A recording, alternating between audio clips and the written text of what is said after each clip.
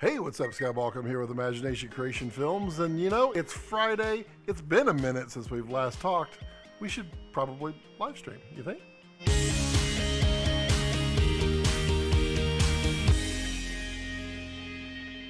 Oh, yeah, we are back and we are live and we are here for you so that you can have a great and grand old time, a great conversation, you know, all the good things that we like to do as a community here of filmmakers and storytellers and photographers and videographers and cinematographers and DPs and, you know, you wonderful people. How are you? How are you doing? There's so many of you who have been joining and subscribing to this channel, and I greatly appreciate each and every one.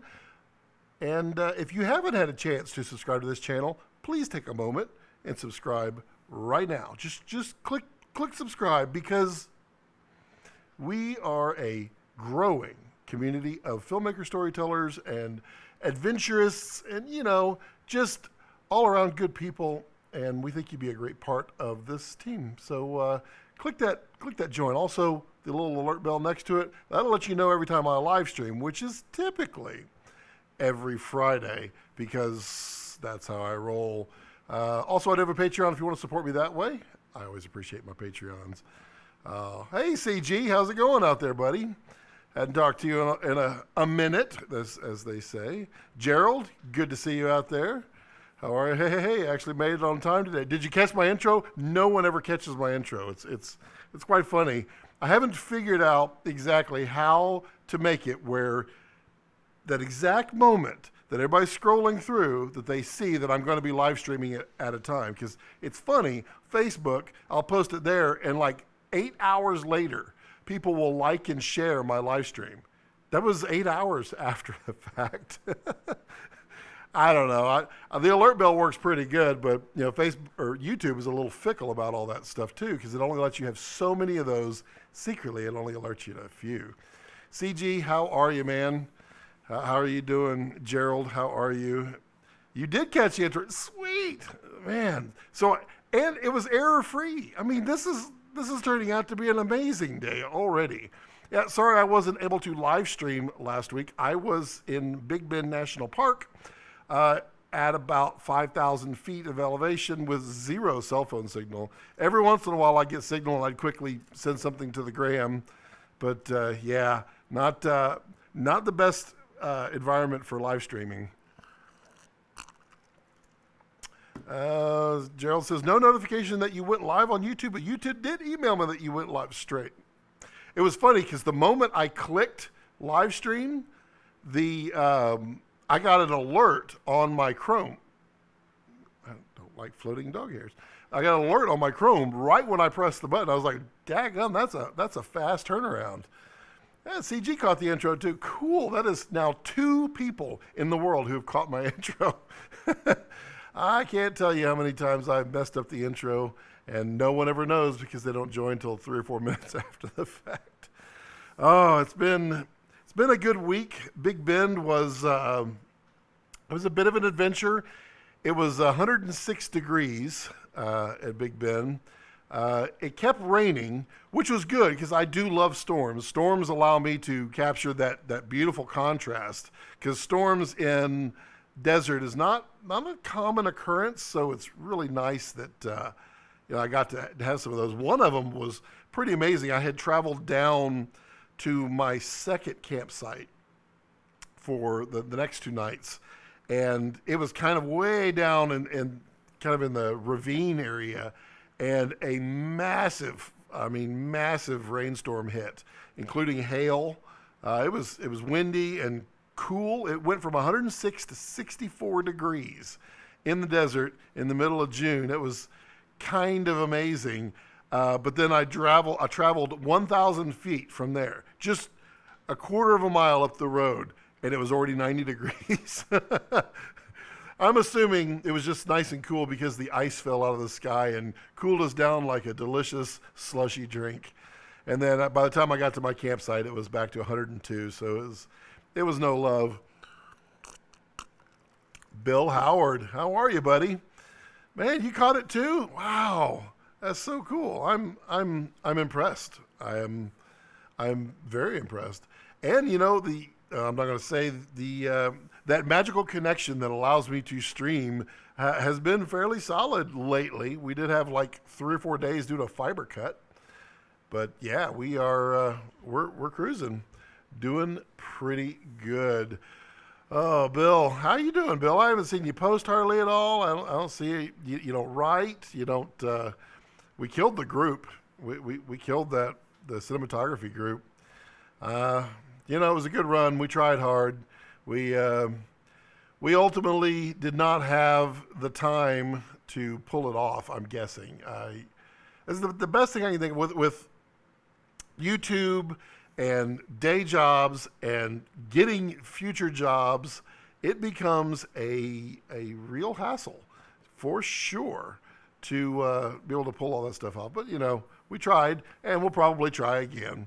Also, for those of you who didn't get the memo, because I didn't really broadcast it, I just wanted to see how it went by itself, but I'll broadcast it to you folks right here.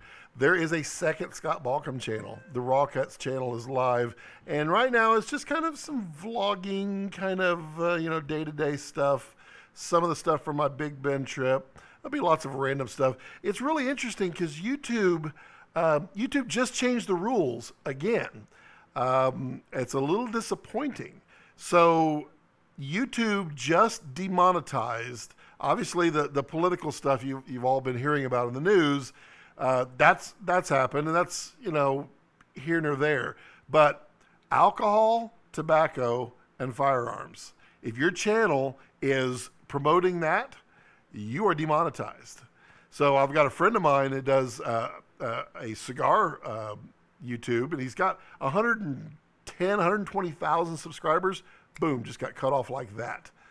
He lost all his revenue because of a legal, hey, we'll just put that right there, because of a legal product.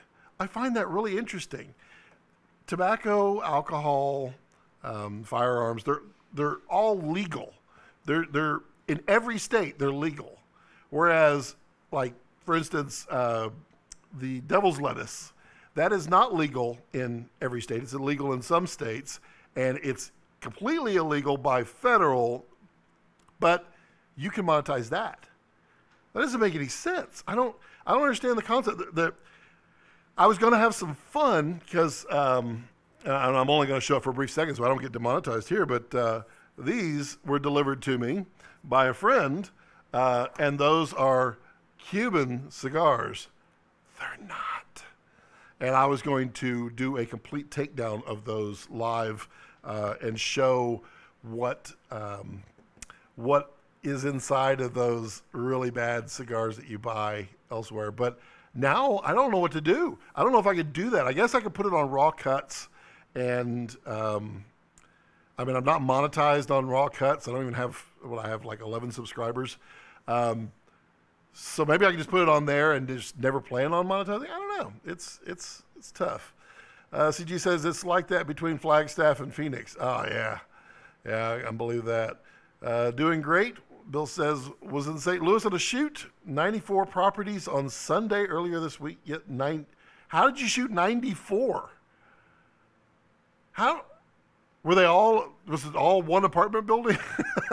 You don't get to cheat by saying that. And Bill says he subbed to Scott Raw. Good. Thank you, Bill. I appreciate that. Gerald says, I just subbed. Cool. Bill says, the world is insane right now, making pot legal. At the same time, they're making vape illegal. Real world. Yeah. Your camera. Yeah. I apologize. So I moved. That's what it is. I'm putting my hand on the table. So I've been, sorry, I will keep my hands off the table. I'm just sitting on my hands, just like this.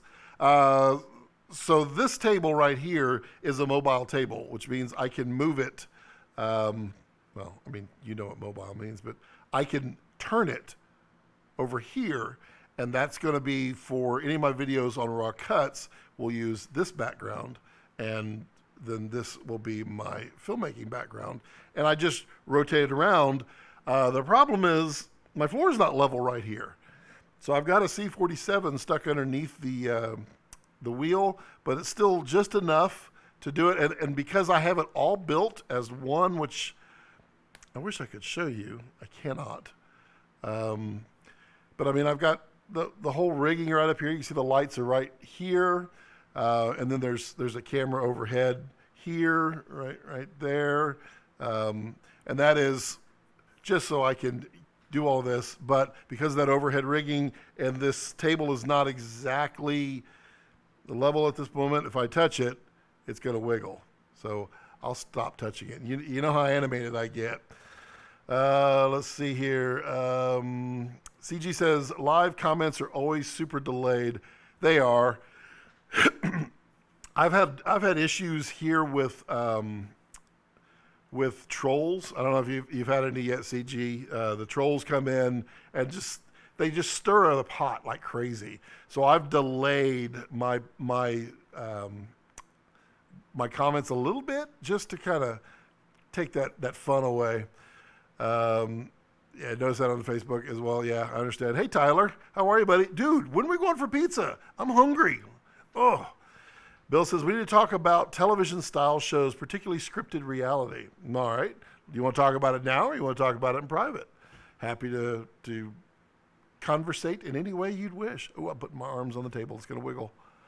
Oh, yeah. It's been a busy week and a half, 2 weeks. I've been slowly going through some of the footage that I got at Big Ben. I got some pretty good stuff. I mean, I was telling you about the storms would come in, which one of the main reasons I was going, making it wiggle. Bill's not going to be happy. One of the main reasons I went to Big Ben was to do some time lapse of the Milky Way. Since it's Milky Way season, it looks so pretty out there in the sky, and the problem was the storms were sticking around, and so they would overcast the Milky Way. And literally right at where the Milky Way was, everything else was nice and clean. I got maybe 100 frames of time lapse, and then the clouds rolled in, and eventually I had to abandon my Big Ben trip. It wasn't producing anything for being out there. So, hey Tony, how's Australia? Oh, I got my mute button. I should use that. There we go.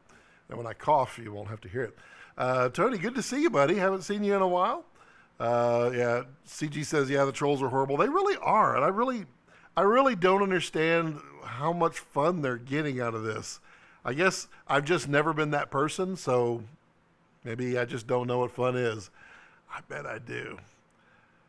I have a feeling I know what fun is. So let's see here. You were in Big Ben, weren't you? Let's go next week. Boom. Let's do it, buddy. Let's go get pizza or wherever you want to go. We can go. We need to talk about some filming stuff too. Got to talk about that, Tyler. Tony says cold. Oh, it is. Yeah. It's winter in your neck of the woods. How cold is cold there in? Because you get quite warm in the summer. So I'm wondering how cold you get there where you are. Bill Howard says, setting up ad breaks. I know the 30-minute show is usually 7 to 10 minutes it's 22 minutes. You get 22 minutes of show. Does it matter the number of breaks, 4 or 5 breaks, for instance? That totally depends on the network. Everything that you're shooting is completely dependent upon the deliverable that you're required to give to the network you are selling to. So some may require 4, some may require 5. I mean, I've seen some stations will change how things work, and I mean, it just varies. 22 minutes is your typical number there. 20 degrees Celsius. So 2 weeks ago, we learned how to convert Celsius, and I've since forgotten. But I'm guessing 20 is somewhere around 50 degrees, 40 degrees Fahrenheit. 7 to 20. 7 to 20. Oh, interesting. Let's see here. Yeah, Tyler, I was in Big Win. Also, I'm wearing my Matthews shirt. For those of you who don't know, Ed Phillips, who was kind of the driving force for Matthews studio equipment for gosh, 50 years or so. He just passed away this past week. Super nice guy, really a ball of energy. Yeah, he passed, and so I'm in memorial. I am wearing the Matthews shirt for this live stream, and normally if there was a like an internet break, I'd say we'd take it a moment of silence, but choose to do how you wish. But I'm wearing my Matthews shirt. Also, if you want to know who he is, if you go to my last day of Cinegear vlog, he was the guy at Matthews that said, "Start your engines." And I was just talking with him 3 weeks ago. We were chatting at the bar. He was getting a vodka with a little bit of ice, mostly vodka.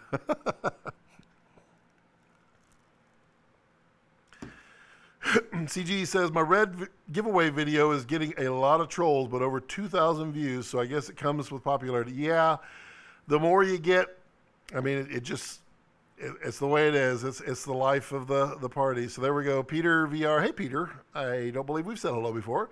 68 degrees, and Tony says 44 to 68. I don't think that's cold, Tony. That's kind of my element. I would love to be 44 to 68. 44, I'd be out there in shorts still. I'd be totally happy.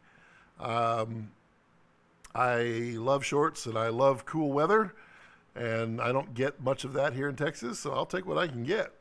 Peter VR, where are you from? What's your story? What do you shoot? What do you do? All the good stuffs. Let's see. What was I? So the DJI Osmo, still having a lot of fun with this guy. It's been a blast, and in fact, on the raw cuts, all of those vlogs have been done with the Osmo Action. Also, these little, let me do this overhead. Nice. There we go. These ND filters, they're just magnetic, and they just clip. Oh, it's so good. Only problem, they're magnetic, so I've lost my 16. Sadly, I've lost my 16. And I always do that. I always order the polarizers because I figure polarizers are always just a little bit cooler than the standard ND. But I always forget until I get on the plane that airplane windows are coated and cause the polarization to go wonky. So yeah, kind of sucks. You have to take them off. T-shirt and long pants is winter. Ooh, yeah, I can do the t-shirt, but I'm in shorts. I heard things about the action camera. There are a few things that are weird. Let's see. All of the complaints that I've heard people complain about the delay in the screen. Yeah, if you have image stabilization on, yeah, it is about a 1 to 2 second delay. The funniest one I've heard is that somebody said they were switching back to GoPro because the front-facing screen delay was so bad that he just didn't want to use it anymore. So he goes to GoPro that doesn't have any front-facing screen. I don't get it. So if you are a budding or any kind of filmmaker really, and you're talking to the camera, you should not be looking at the screen. You look at it to frame. Once you're framed, remember how to frame and hold it that way. Don't be sitting there staring at it because people can see that you're looking just off camera. Like right now, I'm looking at a screen. Hey, look at that. I don't look right. So yeah, the delay should never bother you because you're just framing and you're done. There's the time-lapse functions on it are a little wonky as well. If you're shooting like raw time-lapse photos, not video mode time-lapse, you only get about 300 or so shots. Even though you say take forever, 300 shots, it just stops. No reason. And then you can't do full manual mode yet. You can do somewhat manual mode, but not full manual mode. You can't do any kind of manual mode when it comes to the what do they call them? The HDR on here, which is not HDR. It's just it's a color curve. But I like the image better than the GoPro. It is far more stable than the GoPro. It is, the battery lasts longer than the GoPro. I can charge it from USB. Just do the overhead. Right there. And I just leave this little lid off. So I carry around one of these little guys right here, just a simple little battery, and I run a cable, and I just keep that sucker charged. And man, I don't ever have any problems. You couldn't buy batteries for this, which was another complaint. They just now made the batteries available. I don't think I'm going to buy any because the recharge method works great for me. So I don't think it's that bad of a camera. Don't think it at all. Let's see.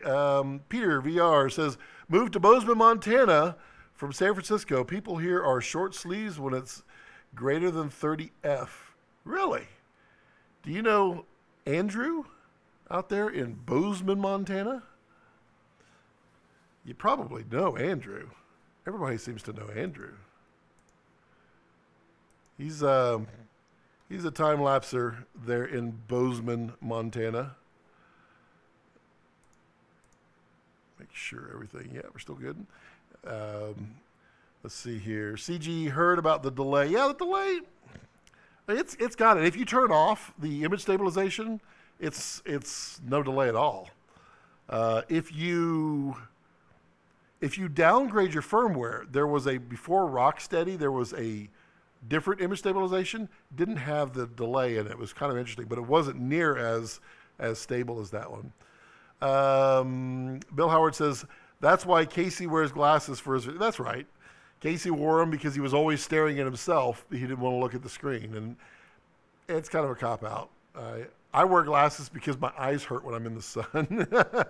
PR, found your channel from a shortcut on citycom.net's channel. Excellent. I love those guys. They're pretty good guys, and they gave me a shout-out when I was helping them when they had their red. First got it, and they had a bunch of questions and some problems that they were having, and he went into that in that video. But yeah, I helped Jordy out quite a bit. We talked. Sometimes it's just a shoulder to rest on. Other times it's answers. But nice. Yeah, Peter. In Bozeman, there is a guy, Andrew Walker. He is a Kessler crane shooter. He's a time lapser. He travels a lot between Bozeman and L.A. because he still does a lot of work at studios in L.A., but he's in there in Bozeman. I was just in Bozeman September last year. No one was home. Come on, man. Come on. I went there. I was going to go drink a couple of beers with Andrew, but Andrew had to go to L.A., so I was just sitting there in a parking lot. There's that parking lot. What was it? I think it was a Kmart. It was like a Kmart and a bunch of others, a strip center. It's completely empty. And then there's a restaurant in front, and I was just parked there for an hour or so. But I like Bozeman. Lovely weather. But thank you, Peter, for finding my channel, and hope you subscribe and stick around because we're fun. We're just like Jordy. We're just a fun group of filmmakers. Tony, a mirror on the front of the GoPro, boom, problem solved. But now I'm backwards. But you'd have to do two mirrors. So you'd bounce a mirror here and put one over here, and then I would just look off to the side. It would look totally natural, right? Or they do an Interatron. That's how you do it. Okay, we got it. We've invented this. Here we go. CG, you want to take it? So basically you're going to put a mirror on the back here. So the screen is going to bounce off of it. You're going to bounce it down.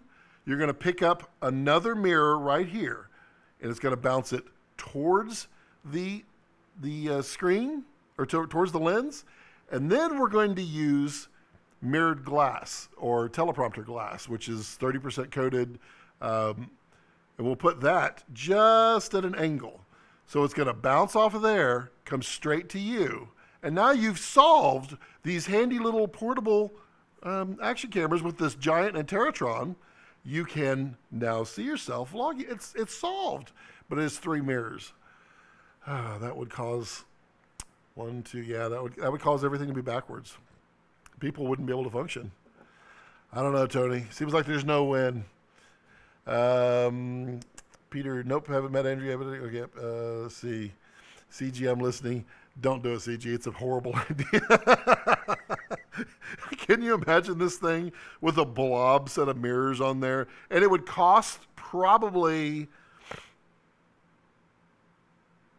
let's see, a sheet of glass is 110 for that. Now, with that, you could get, you could actually probably build them for $50. But then you're going to have this giant GoPro and you won't be able to touch it. But these are how ideas are come up with. I can't wait to see what GoPro comes up with. They probably won't come up with anything because they're GoPro. They're like, just like at NAB when I talked to them and I said, hey, how about a non-wide angle lens or removable lens? And they said, if people wanted it, we would have already built it. I'm a people. I want it. I know many filmmakers who want it. Don't tell me that somehow magically you would have already built it. That's why GoPro's in the poop. So, Peter, what kind of stuff do you do? From San Francisco, people here, short sleeve. So you're a California relocate person. What kind of stuff do you shoot? Do you shoot VR with the VR on there? What kind of stuff? I'm a documentary filmmaker, short film editor, all of the above, live streamer, all around good guy. I can't even say I'm a cigar smoking all around good guy because then YouTube's going to demonetize me. But yeah, I do enjoy the tobacco, but not these. These are fake.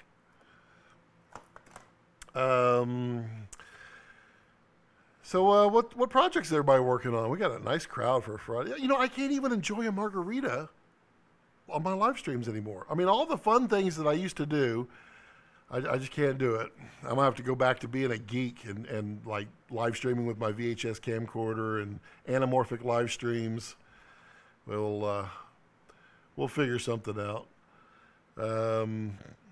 What was... Who's got questions? Let's throw some questions out there. Let's have a little fun. Do like a lightning round or something. You can't really have a lightning round with slow live stream or slow chat, but you know, we'll pretend. CG says, well, I have some GoPro stuff coming up for my Atomos Everything series. We should chat about possibly using your Osmo action in the series. Cool. Yeah, we could chat about that. Hit me up. You got my number. Question for you guys.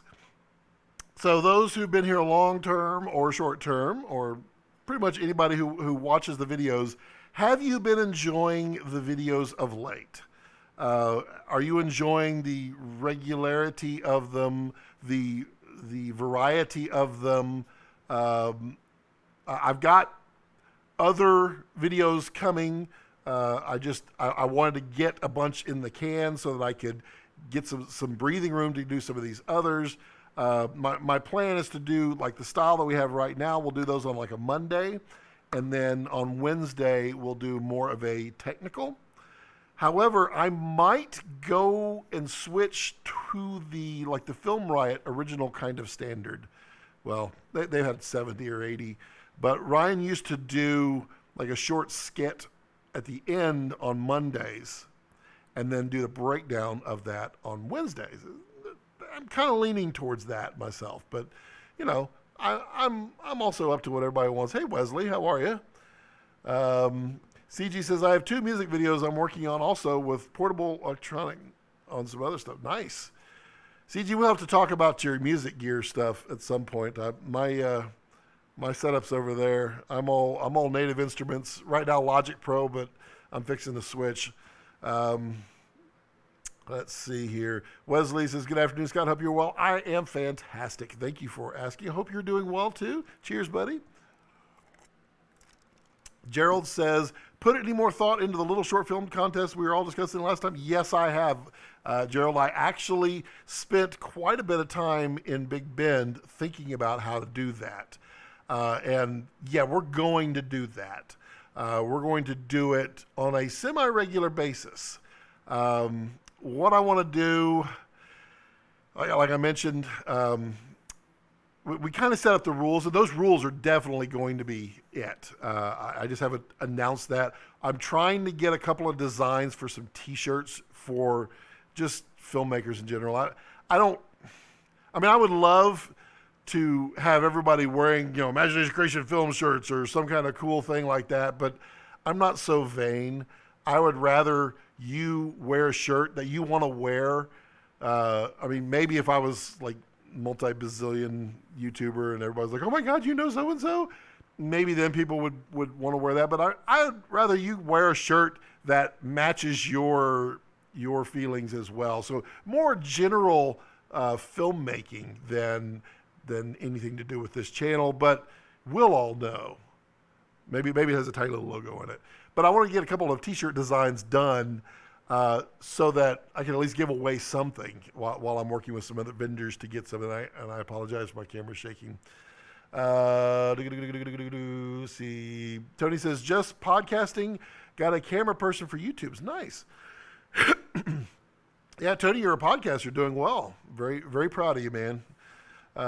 Wesley says, I've been loving the short tutorial skill videos, and I thought your raw cuts time lapses were beautiful. Yeah, Wesley, I did not process those very much. I put in the ones that I shot on the red, and I just did a light grade on those because the raw cuts, I don't think I'm going to put like my good stuff on. I'll put that on this channel because everybody that's on this channel is absolutely going to be more towards filmmaking. I guess, maybe you just can't get enough of Scott. I don't know. But the raw cuts, I figure, will just be general everything and anything. So those time lapses, the better ones. Also, I did get my A7R III. So, and it really does some amazing stuff. I got some great time lapses with it while I was out there, and I haven't processed all those. So yeah, there's more coming. Gerald says, tutorial stuff has been great. Those may be the stuff I enjoy the most. Cool. I'm going to try to get those longer. The problem is, as you can tell on all these videos, they're like off the cuff and they're just rapid fire. And when I do that, I'm so comfortable talking about things that I know and understand that I go 100 miles an hour. And my videos, which I'm trying to make about 10 minutes long, they end up being 4 minutes. Because I'm just going, hey, what's up, Scott Balkum here with Imagination Creation Films. As always, if you have a question, I can't even do it. As always, if you have any questions or comments, put those in the comment section down below. Do try to read and respond to each and every one of you just to say thank you. Yeah, that kind of thing. Let's see here. CG says, I love them, and I wouldn't mind coming to Texas and learning a few things. Come on, buddy. Come on. I can put you up here somewhere. It's not a big house, but it's got air conditioning. It's all anybody ever needs. Let's see here. Bill Howard says, mixing 1080 and 4K footage. If you render the whole project in 4K, does it set off any flags for television in which the preferred product is 4K? It doesn't set off any flags, but you can tell 1080's been upscaled. Now, for instance, Netflix is everything has to come in at 4K. However, there is an acceptable amount of non-conforming video that's allowed in. And non-conforming could be it was shot on an Arri Alexa, which does not meet, well, the LFs do, but didn't meet the 4K standards. It was shot on GoPro. It was shot in 1080. Even a shot in 720. There are some amounts that are permitted. Sometimes they're not. Sometimes they say you can't. I was watching documentary last night on Netflix, the old stuff that they brought in. So they brought in some stuff from like the 80s on video. Clearly that's not even 1080. It's roughly the 700 line scan lines of NTSC analog days, but what they did was they put it in a window. They didn't stretch it. They just put it in a window, thus keeping it's still 4K. It's kind of odd, but it was interesting. So, I mean, you need to talk to whoever you are talking to. So if you're talking to TV station or anybody, you need to get their guidelines, because like if it's an affiliate, ABC or NBC, they're going to have clear guidelines as to what they'll put out. And so you need to follow that. CG says, hey, Bill, I think in a 4K timeline, it's coded as 4K either way, and it's kind of a new trick for less compression on 1080p for YouTube. It is true. If you watch my compression video, I talk about the tricks you can do there with getting higher quality, and giving a 4K video to YouTube is going to make the 2K video or the 1080 video look better, even if the 1080 has been scaled up to 4K and then back down. The more information you give YouTube, the more it has to work with, the better compression it's going to get out of it. And I mean, it's the old saying from television: garbage in, garbage out. I gotta stop this thing from wiggling. That's getting on my nerves because I'm watching it do that. Let's see here. Bill says, thanks. You're welcome, Bill. Wesley says, really, those were some beautiful colors straight out of camera. Power of the red. Red has some extreme dynamic range. I mean, really. I think what I did on those out of the red, trying to think of what I did in post. I bumped saturation 10%.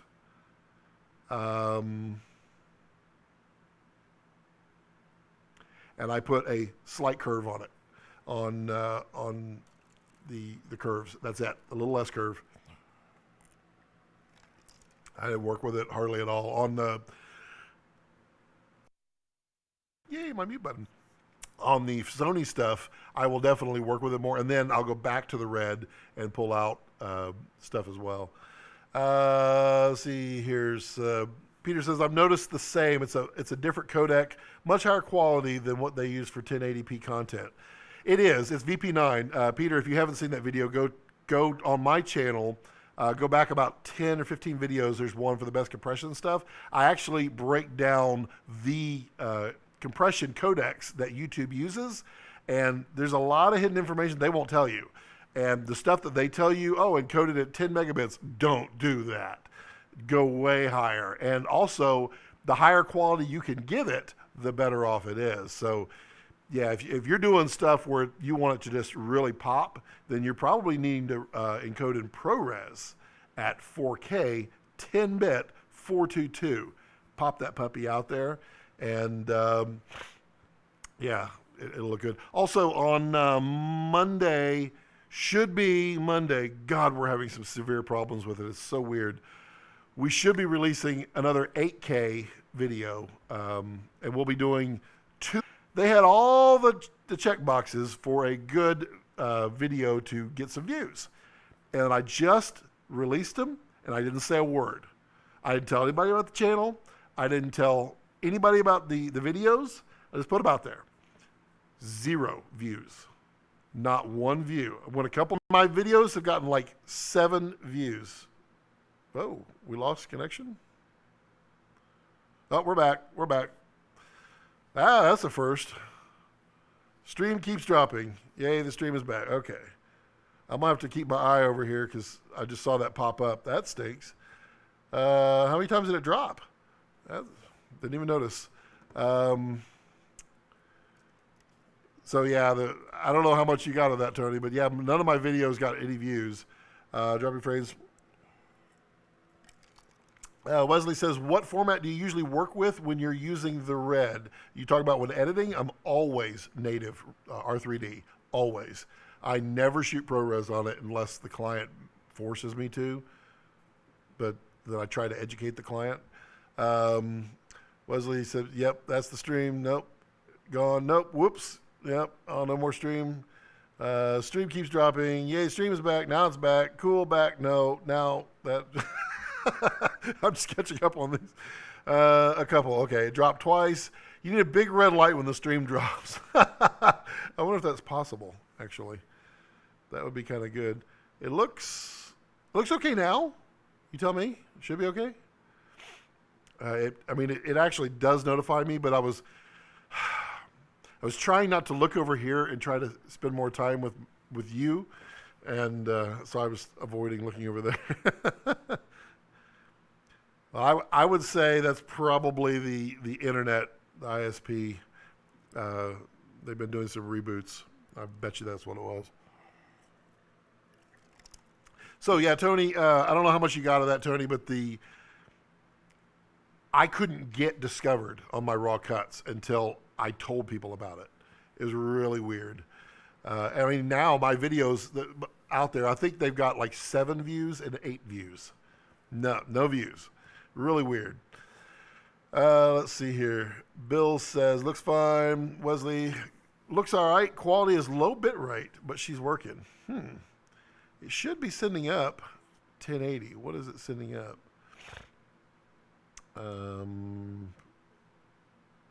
Stream health here. No active stream. That's not very smart. That should be, I hope that's the right one. I've had that happen where it'll split, like when it drops, it'll split the live chat or live stream into 2 different live streams, which I hate because I can't merge them. Alex Stafford, hey Scott, what do you think of the Nikon Z6? Well, I think they're spending a lot of money putting it in the hands of other filmmakers. I mean, it's fine. It looks like it has some nice features and it's a good size. My only problem with Nikon, and the reason I never really get them to test, well, mostly because Nikon, I'll test them, send me one, I'll send it back. I'm that guy. I'll send them back. I don't have any Nikon lenses anymore. I was a Nikon shooter for years, and then I switched to Canon when Nikon said we're never ever going to do a full frame sensor, and I'm like, what? So then I switched to Canon, and so I have no Nikon lenses. So if I were to have a Nikon, I wouldn't be able to. I wouldn't want to buy new lenses for it. But I mean, it's an option on a lot of people. They can do that. I mean, you can shoot Nikons on the Red if you had the Red adapter, the Nikon adapter. But yeah, I mean, it's. I've seen a lot of my friends out there getting them from Nikon. They're like, hey, shoot us a video. You can keep this camera. The truth is, the people they're sending them to are going to shoot the video and they're going to put it on the side. They're not going to use it because they have Reds. They have high-end cameras. They're not going to. It's an odd one. I don't know why they do that, but I guess it's about the views. Probably why none of the manufacturers send me anything yet. A couple of do, but it's I don't know. I can't. I've never put my hands on it. No, I take that back. I've never had it to take around to shoot, so I couldn't tell you the real pros and cons of it. But I have read and talked to a few people that have used it, and they kind of like it. So I wouldn't turn my nose up at it. And pretty much any camera you put in your hands right now, they're pretty good quality. Bill says, Alex, I'm actually looking at adding the Z6 to my kit, and Bill Howard is a Nikon guy, so he has got lots of Nikon glass that works great for him. Peter VR, speaking of getting batteries earlier, I just got my AC power adapter from a Z6. Took 4 months to get in stock. Yeah, I mean that's kind of like these Osmo Actions. I mean they get the cameras out there and they're like, oh, people want accessories now? Yeah, they kind of do. Super helpful. So we dropped 14 frames. That's all. Okay, I can deal with that. CG Nikon sends camera and a box of lenses. I'd be okay with that. Also, if any of you guys know backpack manufacturers, send them to me. I don't want free stuff. I need to talk to them because I need people who have relationships with backpack companies, because if you don't have a relationship with a backpack company, then that backpack company is probably not open to relationships. That's the problem. But I've been using my Mountain Smith for a while, and I talked to them a few years ago. Nothing. They didn't modify anything. I actually had an ambassador of Mountain Smith reach out. Gosh, who was that? It's probably on the live stream. He reached out and we chatted for a little bit because he saw my YouTube review of the Mountain Smiths from like 4 years ago. But I need a better backpack. I need the Mountain Smiths. Neither one of them are right. They're not right. And I need to be able to haul my red, my batteries, several lenses, my filters, my matte box, all of that. I need to be able to travel with it practically built so that I can get there, get up, start shooting. Those sound effects are free for you to use. I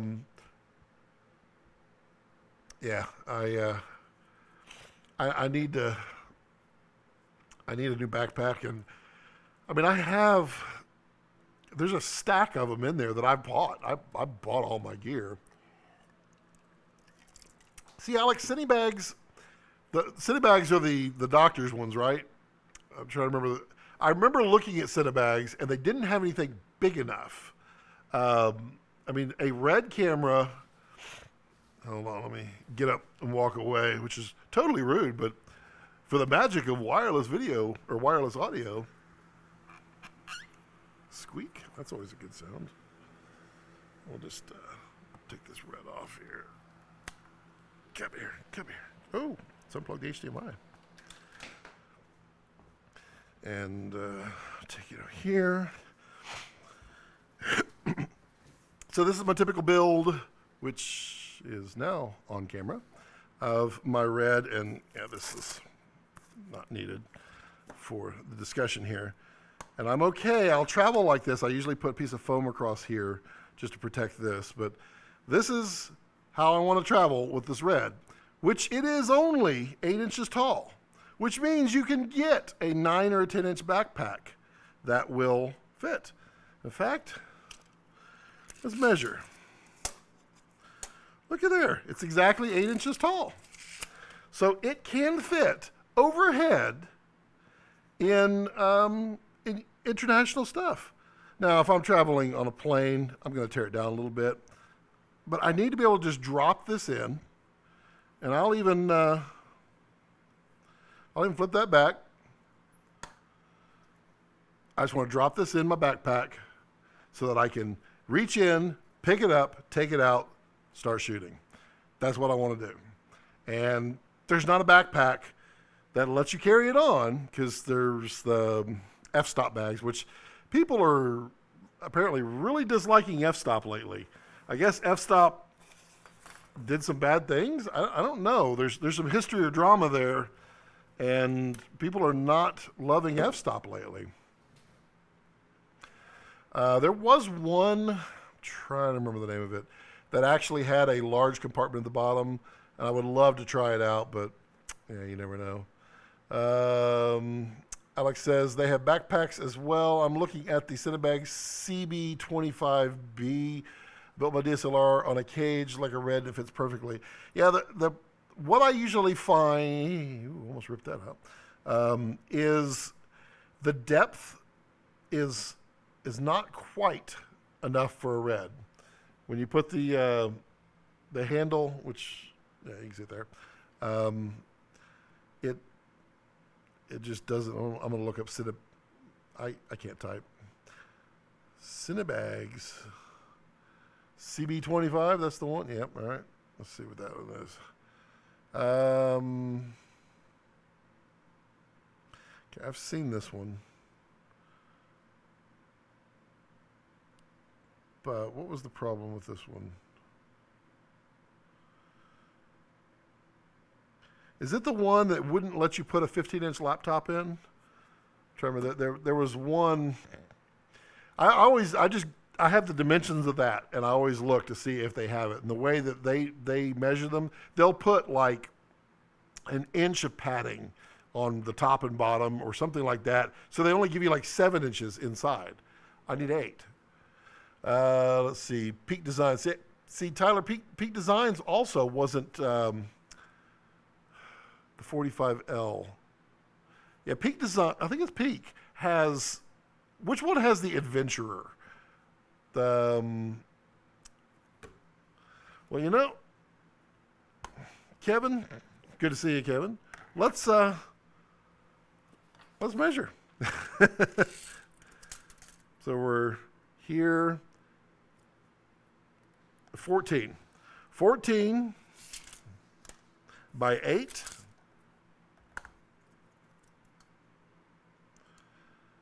by 8.5.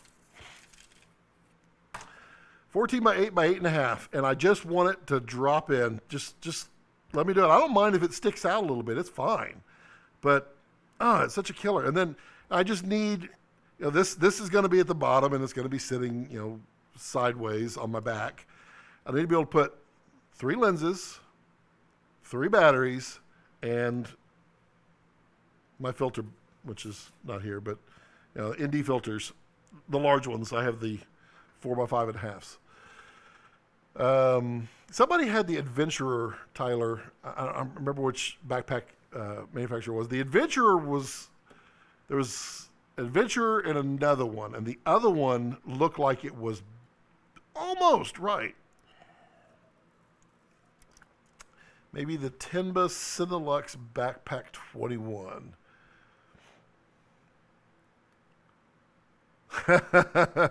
Wesley.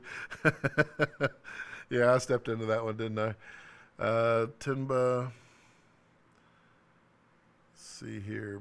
Backpack 20. Cinelux 21. I like how Google knows that information for me. It's almost like they're listening. Let's see. It's going to be an H. CG. Hey, man.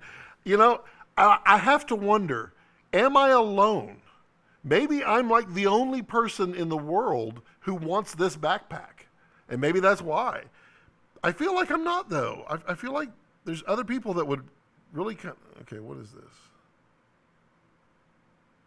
That's a doctor backpack. Interesting.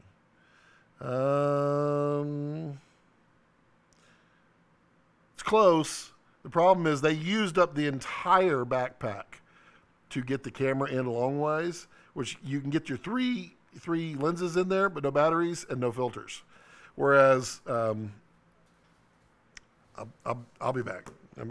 I'll take you with me, audio only. I'll grab a couple backpacks and we'll discuss.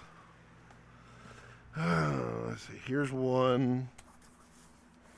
Hoping there's nothing in these. Here's one. Can't grab those. I don't have enough desk space. Gotta step over my giant horse of a dog, who's so happy to be inside. Notice he's not barking to go outside? Yeah, it's because it's 100 and something degrees. All right. Here we go. This one is the Borealis by Mountain Smith. And if y'all saw my breakdown videos, I do the parallax. Let's see, overhead. Knock a couple stuff.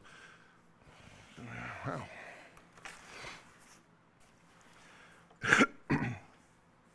Didn't use my mute, sorry. Let me change this. I apologize for this being zoomed in. I figured I'd be talking about, there we go. I figured I'd be talking about small things today. You never know. So this section right here, I do love the design of this, and I'm okay with a backpack that doesn't open from back. This section right here, I would like it to be about this big. So then the red would fit in just like this. Notice it's just a little small, but if you take off the back box, you could drop it in, but then there's no room. This all has to go. I want this to be right here, and then at the top, up here, there's some USB-C cables. This whole section right here, which is quite large, it can be smaller. And then I can put batteries and my lens filters in there. But I love the way that these are done. These are built really nice. I mean, they've had this for 4 years, and it really does work. I'm just waiting to yank one of my cameras off the table here. So this one is the Parallax. This one was in my video of what's in my bag, baby. Same problem. So this one, it's not wide enough because they put these extra pouches on the side that puff it out. And so they're like, oh, we got to make sure we're under the limit. Put some cinchers on here. I mean, this kind of stuff, you can make things smaller. You can't see it. Now you put these on, pull it, you can make things smaller. You can make them smaller this way too. You can make it fit in an overhead.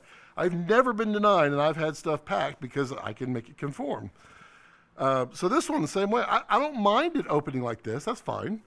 But I can't get a rigid ability to put something in here. To put the red in here, it won't fit unless I take it apart. And then I don't have enough of the right type of dividers. They're all floppy. So I can't win on this one either. All right. I have stopped looking at the chat. I want to make sure I didn't drop anything. Drop any connections. Okay. Let's see here. Richard says, hey, working on the reef tank, forgot. Can only use one hand and 2 fingers, so painful. Oh, that's not good. Not good at all. Peter VR, sounds like a product opportunity. Balkum backpacks.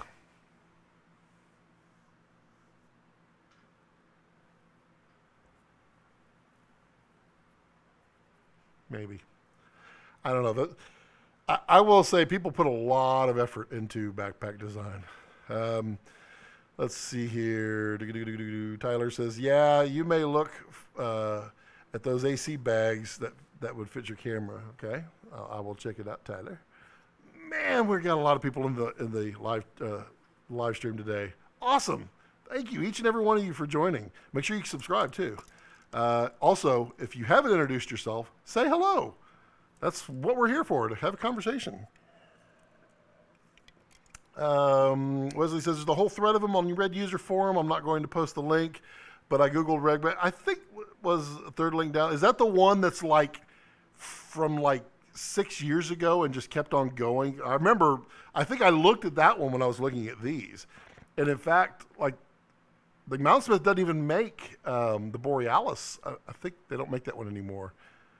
Kevin, you're not the Mountsmith guy. Somebody was. They found my video and were chatting with me about it. I don't remember who it was. My memory is, there's so many people now. Richard says, my horse is barking to go out and it's raining and I'm busy learning how to use a pocket knife screwdriver with my left hand. Wesley's like, yeah, that's the thread I'm thinking. Yeah, and there were a lot of people that liked those f-stop bags. And I like the f-stop bag.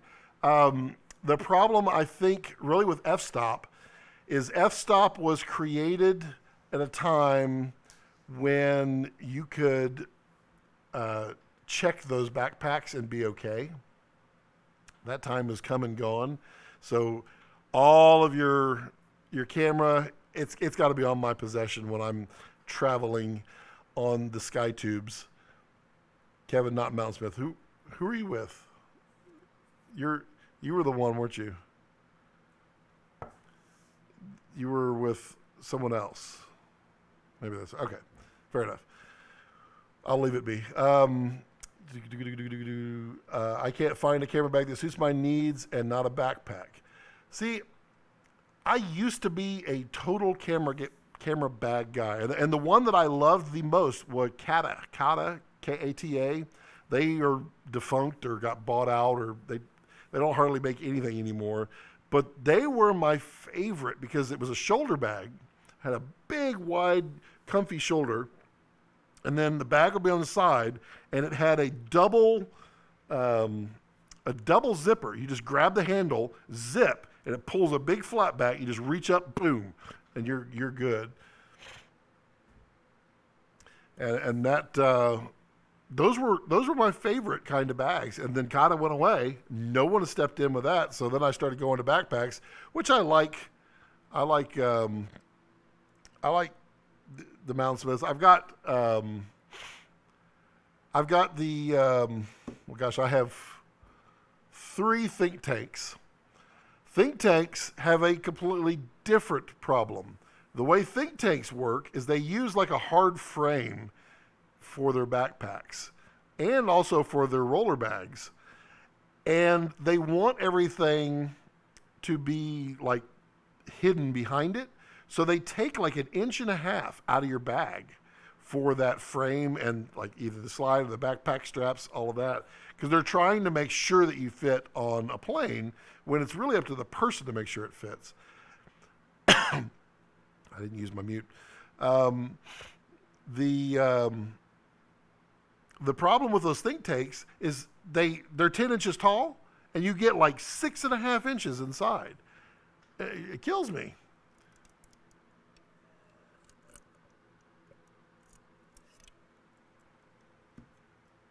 Yeah, Tyler, Kata bags were awesome. I loved those. I don't have that one anymore. Last time I had a Kata bag was when I had my Panasonic HVX 200. That was 2005, 6, 14 years ago, 15 years ago. Tony says, my bag needs to be shallow for the M43, yep, and able to have a camera with a lens attached, 6 compartments and pockets, nothing out there. Yeah, I can see the problem with your desire for a bag molds into a backpack design easier, and my desire for a backpack molds into a bag easier because yours is basically shallow, wide, and big, which makes for a funky bag. What would be cool though, Tony, if they had a bag, maybe, if here's what I'll use. I'll use this rather than have to deal with straps and backpack stuff. Let's just pretend that this lovely thing right here is a backpack. Oh, it's a Matthews box. So what I'm thinking is, what if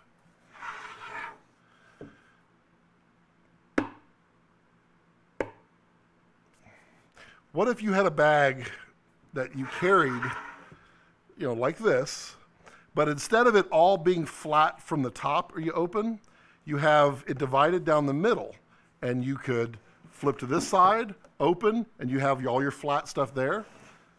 Close it up, flip it to this side, same. Also, you could actually cheat it. It'd be kind of cool. As a bag, you could just have a quick flap, so you can pull out your main camera on either side. You could probably even get away with making that a backpack as well as a standard carrying bag. I don't know.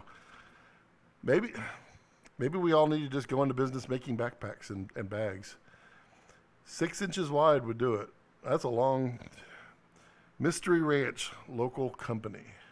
Interesting. Like I've noticed there's like 2 different types of bag companies. There are like backpack companies who cater to hiking and like adventure, and then they make a camera bag. Or there are camera bag companies who then try to make a trekking bag. And neither one of them really get it right, because the adventure company doesn't really understand the needs of a camera person. The camera company doesn't really understand the needs of the adventure, which is the comfort. I mean, I do some long treks. Got connections in China.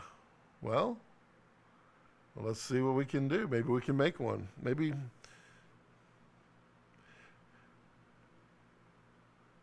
that's what I need to do. Maybe that's my calling. Maybe I'm not going to be a good filmmaker, but I'll be a good bag maker. For gloves, though. Well, Richard, if it fits like a glove, it would be perfect, yeah. Yeah, I don't know. It's been a real struggle, and it's kind of an obsession of mine, finding the perfect camera bag. I can't really pull it up on here. I don't want to mess with the interwebs. But there were several new companies that had come out, and like that new one that Um, gosh. Um, totally forgot. Canadian boy. Alan. Alan. There was some new Kickstarter one. I looked at that one and it wasn't going to work. It wasn't big enough. Um, love the light globes. Yeah, these are. I hit my head on them a lot, especially this guy right here. I always lean over. These are LED um, imitation bulbs, but they're glass. And I got them hanging. They're there for the standard set look. I almost did the other set this because I had everything set up over here on this way, pointed this direction. But then I realized that the wall was completely boring because I took down everything off this wall so that I could make it a set specifically for raw cuts. Yeah, that's. I feel like. And I have been dreaming, talking about the episode design for this YouTube channel, about Monday being more of a motivational or a discussion talking head kind of video, but then putting at the end of it a skit for Wednesday's discussion or Wednesday's breakdown is kind of where I'm leaning towards. And I've been having lots of ideas on that. My only problem, and this is always my problem, is that it has to star me. And I have to apologize to everybody because I've got no other actors, actresses, anybody out here. My dog won't even do what I ask.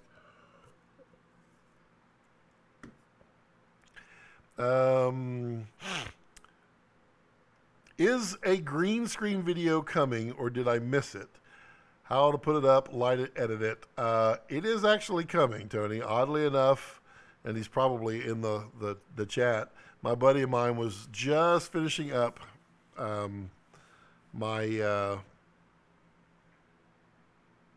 good idea, Wesley. Was just finishing up my 3D renders for the 3D set for green screen. So green screen stuff is coming. Are you going to do a video on that RC Ronin remote you spoke about last live? Alex, thank you for reminding me because there was a topic I was going to add to my list of videos, and I said I was going to remember it. I did not remember it. This time I have my phone with me. Ronin S China transmitter. I got it. I will get it out, sir. Let's see. Yeah, Wesley says, I've got those puppets. Yes, I do. I probably should. Bill Howard says, the Low Pro Trekker 600AW ended up being my perfect bag. Holds a D850, D500, 1530, 70-200, and 150, 600, along with the majority of my... Wow, got the hiccups. Along with the majority of my other accessories, cords, remote triggers, filters, etc. I was looking at I think it's the 450 AW. That one is pretty close, but I'm not sure. Bill says, Angels, love it. They don't make it any longer. Well, I hope not. It was pretty long already. Yeah. We're going there. Bad comedy. Look at that. Just lost a viewer because of that joke. Yeah, the 450 was pretty close, but I don't think it was deep enough. Let's see here. You know, that's weird. Now I'm always starting to sniffle at the end of all my live streams. I used to think it was just because I was stuffed up in here with cigar smoke or what have you. I think it's just me talking too much. Yeah. My wife doesn't get tired of it. Y'all shouldn't be tired of it. I mean, y'all have the ability to just turn me off. So what else is going on? What other projects is everybody working on? Tony, yes, it was a total dad joke. Yeah.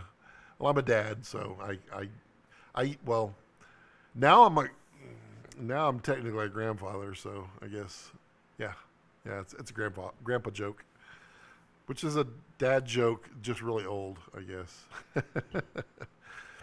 Let's see. What other projects is everybody working on? What other things do y'all want to hear about? What other things did I promise that I was going to make a video on that I didn't yet? I mean, I really do have a huge Wesley, leave the joke alone. I mean, this is, you can't really see it, but these are all, that's single spaced. Those are all the video ideas that are going to be done. So I've been going through and writing these down as I get them and making sure that, I remember that one. Making sure I have a plethora out there for you guys. And, I want to make sure, I don't want to miss, because it was weird when I went on my journey back in August, where I was gone for 6 weeks. I actually somewhat killed my channel. It was weird. And all of you, thank you for sticking around. It went, I guess, probably from regular posting to no posting. And then some posting, and then no posting, and then some posting. And I guess, a lot of people didn't like that. And so I went from a large number of views down to a small number of views. And it hasn't really picked back up. I mean, it's slowly incrementing, and I really do thank each and every one of you for being a part of this and helping grow it. But it's weird how YouTube works, and I'm just trying to figure out what to do. So I want to bank, as I call them, these videos. So I've been making them. My wife and I, we kind of sit down and I bang out like 6 or 7 of them, edit them all, get them all out there on YouTube, and just schedule them out so that every Monday and Wednesday, fingers crossed, you guys can expect to see a video at 6 o'clock Central Time, a.m. And then Friday, we get to see your smiling face for a live stream and a shaky cam. I'm going to have to fix that. That's really bothering me. So, yeah. Wesley says, I put in my notice and will be starting as PA in late August, early September. Nice. A PA is a great position to learn. All you need to do is be attentive, keep your mouth closed, do everything that's expected of you no matter what, and start to anticipate, but don't verbalize. So if you see someone that's struggling looking for an apple box, have one. Just have one just handy so that you can just hold it out to them. Don't do it until they look at you. And then, boom, they take it. You start anticipating. Magic. You start to get going through the process faster. Alex says, a short film I did a few months ago comes out in 2 hours. Really? Well, you got to send me a link. We'll check it out. Tony says, I am working on a photo book, calendar, diary, and some other projects with stills and getting images together for an exhibition, but not as much with video, some YouTube ideas. Interesting. I've been enjoying your photos. Of course, I always have. I mean, you post so many photos, and they're all different, and they're all interesting. They're all good. I mean, try not to say it where you don't get what I'm saying, but they're all diverse. They're all completely different, even though they're all of like flora and fauna, and it's wild how much you can make that work. And a friend of mine, I'm going to do this as well. It was really cool. He built a fake bird bath and put it on his porch where he could put his camera right up against it. And he's got it at an angle where he shoots across it. And it looks like it's just a pond that is out in the world. And actually, he's up in Montana too. But it's beautiful. See, Bill, do you know that June 29th is National Camera Day? I did not know that. Sounds like something I should know. Tomorrow, every single one of you needs to go out and celebrate National Camera Day by taking a photo of your camera.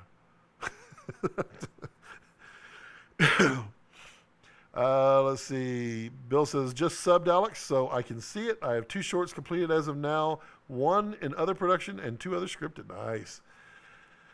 Wesley says, gotta get a bunch of hours on set before I can start talking to people about apprenticing, joining the union. Yep. Just gotta work. Bust it.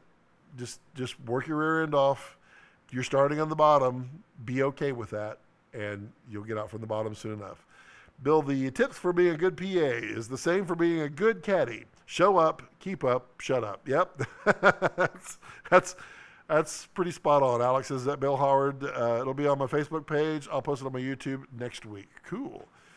Tony says, did I miss anything? Yeah, I was giving you praise for all your photos, Tony. I was talking about the diversity of all your flora pictures. Wesley says, I've got tons to learn other than the pay cut. I'm really looking forward to it. Yeah, you got to do what you got to do. And pay cut stinks, but if you're young enough, it's worth every penny. And you just got to do it. If you're old enough, you can also do it too, because you're past your point where you don't need stuff anymore. So it's worth it to get out there and do it. And definitely, Wesley, never stop learning.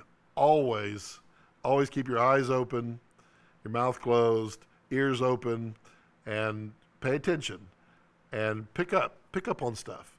And it'll treat you so well, and you'll just right through that whole thing. All right, who's got questions? Throw some questions my way. Who's got some questions that they need an answer to? Because I want to answer some questions. Throw them out there. Rapid fire. Come on. So many people on the live stream today. I love it. Love it. I'm just looking to see if anybody posted anything about the live stream. No one posted anything about the live stream.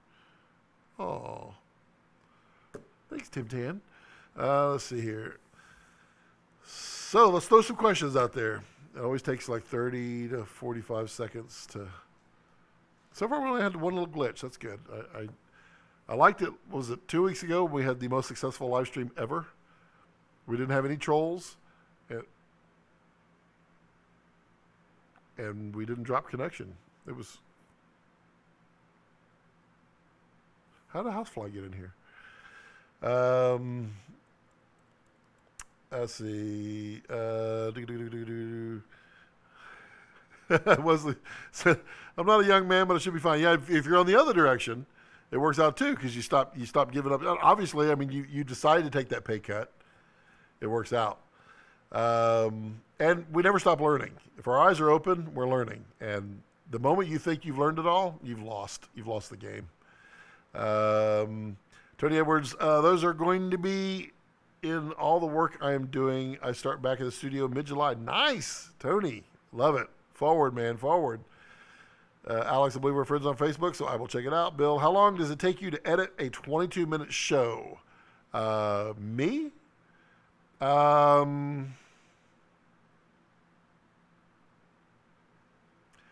mean, edit, color, grade, all that stuff. I mean, I can throw a 22-minute edit, 8 hours. I mean, it's just like a. Yeah, I mean the difference between a 22-minute show and a 1-minute commercial are almost nothing. The differences are you hold the shots longer in a 22-minute. So I mean, it's just like a 1-day edit. Tony, damn it, I missed it. Yeah, Tony, I said you were amazing with all of your photos that you post all the time, and yet they're always different, even though they're all of kind of like the same thing. Kevin Kelly says, back to backpacks. Look at Hill People gear. Hill People gear? I've never heard of this. This is funny. You're like, Hill People gear. There's a whole. This live stream probably generates like 15 connections a day. Mission critical. Well, that's backpack travelers. Kit bags. Interesting. Hill People gear. A little bit of everything. Grand Junction retail store. I know where Grand Junction is. Education. Interesting. I'll check them out here in a little bit. Alex says, do you hire people for your company or do you just contract people in? At this point in my company's size, and it's very small, I contract everything. I either contract or I am subcontracted a lot of times. It's just the size that I am, not that big. I'm a small guy, and keep in mind that before I took my trip to back in August, I was full time not doing this. I was doing IT computer work, and this was where I wanted to be. So I also took that massive pay cut, Wesley, and said, screw it. This is what I'm going to. I mean, I had a lot of experience over the years, but my company is still growing, and it's struggled. I try never to mislead anybody on my channel. I don't have all the answers, and I don't know how to do everything, and I couldn't tell you how the best way to land corporate customers, because I'm still trying to figure all that out as well. But I mean, I can tell you what I know, and I can teach you what I have learned, and I can share what I have picked up. I mean, we're all learning. Peter VR, Scott, if I remember correctly, you sold your Blackmagic Pocket Cinema Camera 4K. Have to say, I'm not super impressed with their color science. Not sure why everyone is raving about it. So, Blackmagic's color science is kind of an oddity. It takes a little more effort in post to take their log and get a good image out of it. You can get a good image out of it. Where I feel like the Blackmagic Pocket Cinema Camera 4K fails is the dynamic range. They concentrated on getting the low light or the shadows to be clean, that they just clip the highlights. And it clips it hard. It's like a GH5. It'll just clip it hard. If you light and control your light and shoot and expose properly, knowing that you're going to clip highlights, and so you can use those 13 stops to your advantage, you can get a fairly nice grade out of a Blackmagic Pocket Cinema Camera, Ursa Mini Pro, all of those. They actually have a pretty decent ability to push log. Why everybody loves it? 100% honest answer, because they bought one. People buy cameras. It's a thing, and they can't do anything wrong. Because, I mean, I still use my G7, and there are people out there that would say the G7 is like the best camera in the world. Well, it's not. It's a great camera, but it's not the best camera in the world, but it's the best camera in the world because they bought one. Other people have started with this and then said, well, it's got some shortcomings. Let me upgrade. Got me into the right form factor. Oh, wait, there's a better camera out there. And those are people that just deal with it honestly. So the Blackmagic, I don't want to call them a troll squad, because, I mean, honestly, they're not trolls. They're brand loyal, and they just love that Blackmagic is out there pushing boundaries, which is what they're doing. And they're putting power in your hands for $1,250. I mean, that's the honest answer. When other people notice and call their baby ugly, and then they get defensive. And yeah, I mean, it is what it is. I think it's okay. I still have toyed around with buying one now that Raw's out. I don't know. I'm actually getting to the point now where I'm just kind of shooting more and more stuff with the Red. Even the stuff that I normally like. I mean, I'm not vlogging with the Red, but like stuff that I would normally like shoot with the GH5, I'm just shooting it with the Red now. Just screw it. I mean, other people can do it. Why can't I?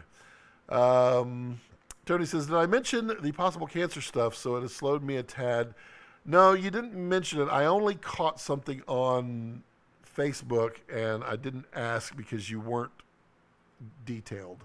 You were very vague, so I didn't pry. Tony says, thank you. You're kind with your praise. You're deserving of the praise, honestly. Bill Hertzig, was it your review of the Blackmagic Pocket Cinema Camera 4K where you drew the wrath of the BM loyalists? Yes. Yes, I was hit by the Blackmagic Troll Squad. And so were many others that there were two things that came out of the Blackmagic video that I did in the comments. One of the comments that came out was, you have no idea what you're doing. You don't have any clue how to use a real camera. You are useless. And I'm just like, really? Okay, well, that's fine. I left the comment.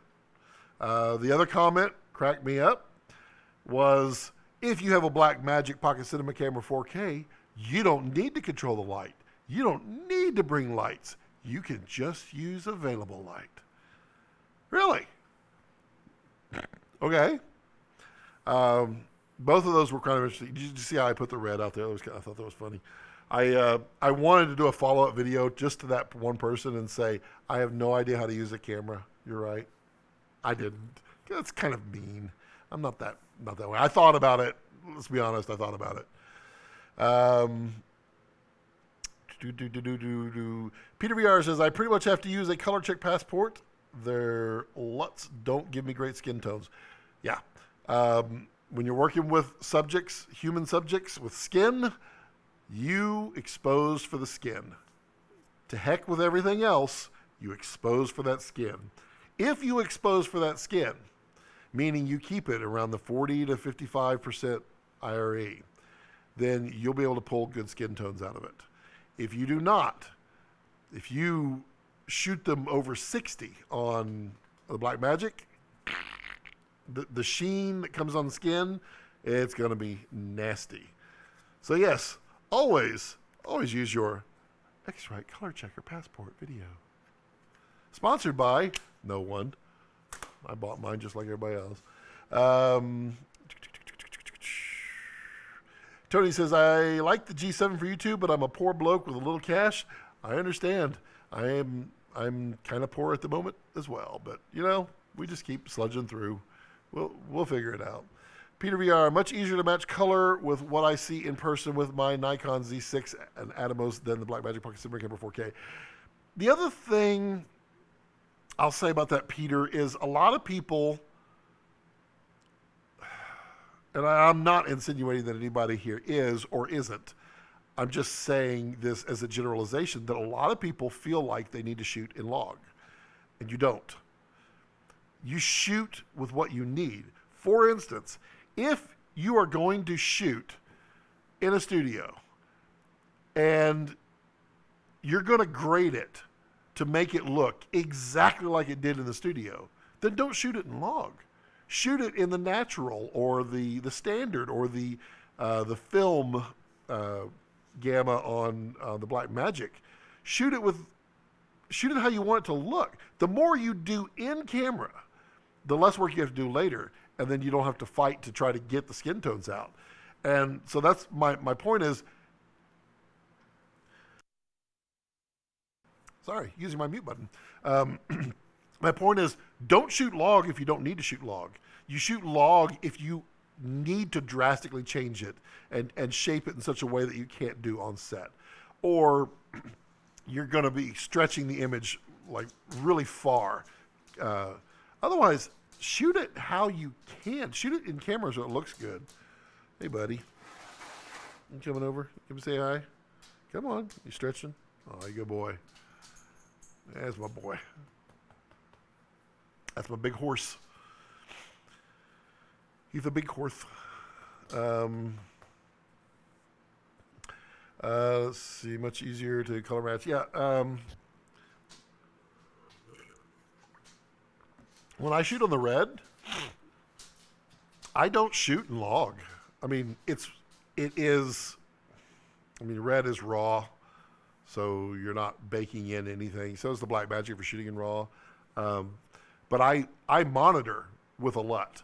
I monitor with how I want it to look, and then I rarely ever use log in red. I'm typically using, because I have IPP2 in camera, so I'm typically using that.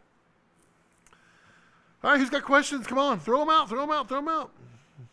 Look at this little cute guy. Isn't he cute? He's not lit very well. I got some lighting videos coming. Lighting videos are coming. Got the quasars out, but I want to do it with some skits. Skit. I hate that word. Skit. It sounds so elementary school. Okay, kids, today we're going to do a skit. It's called Count the Apples. Oh, I'm not dropping, am I? Is everybody still there?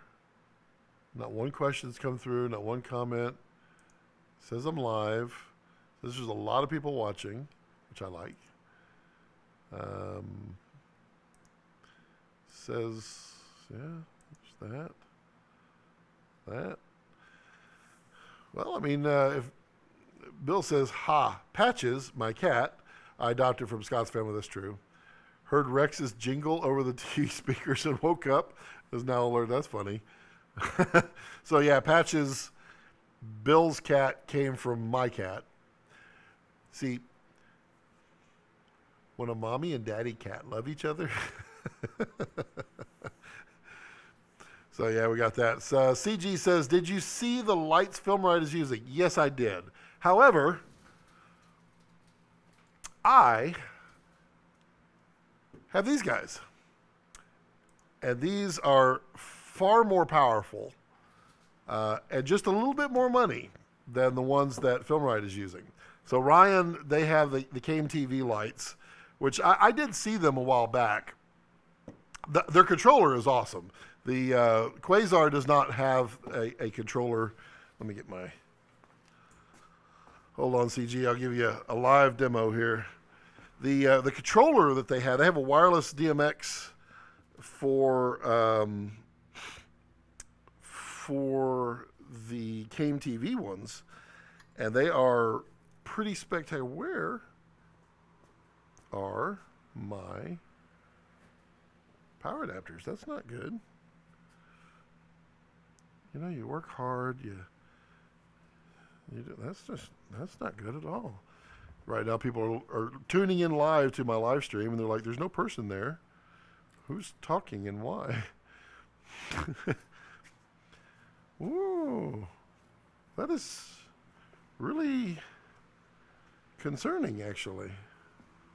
Because they use a very special power adapter, which I'm going to turn on the light, so it's going to get really funky in here. Colors are going to be nasty. There's that. Huh. Well, I was going to demo them for you, CG, but it doesn't look like I'm going to get to. Oh. It happens.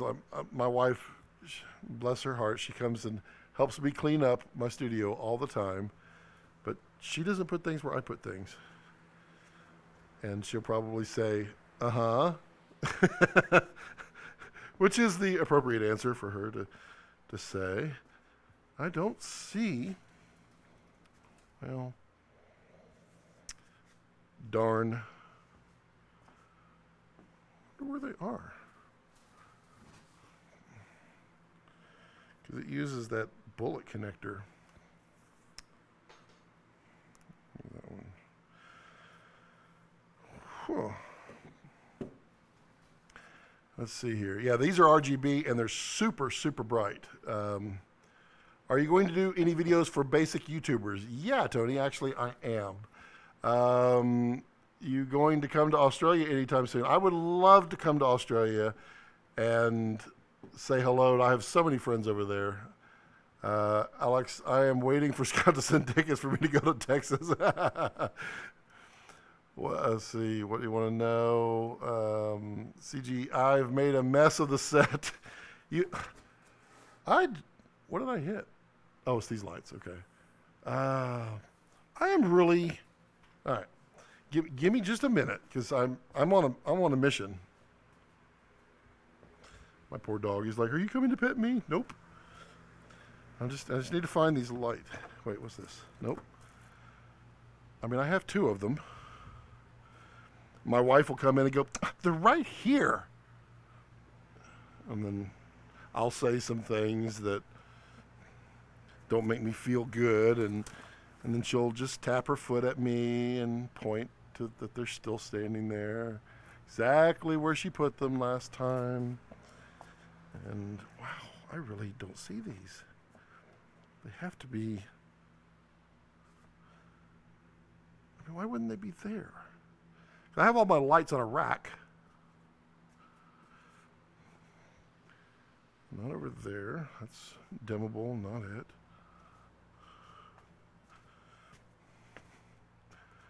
This is truly wild. I don't know what to say.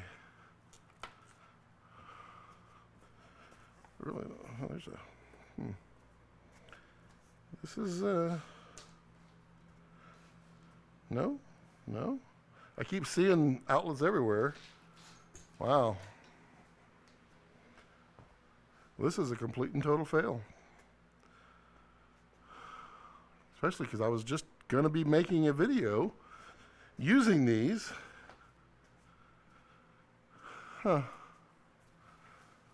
Well, okay then. Turn that off.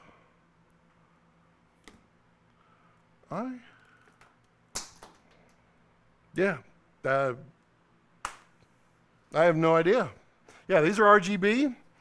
They wireless DMX.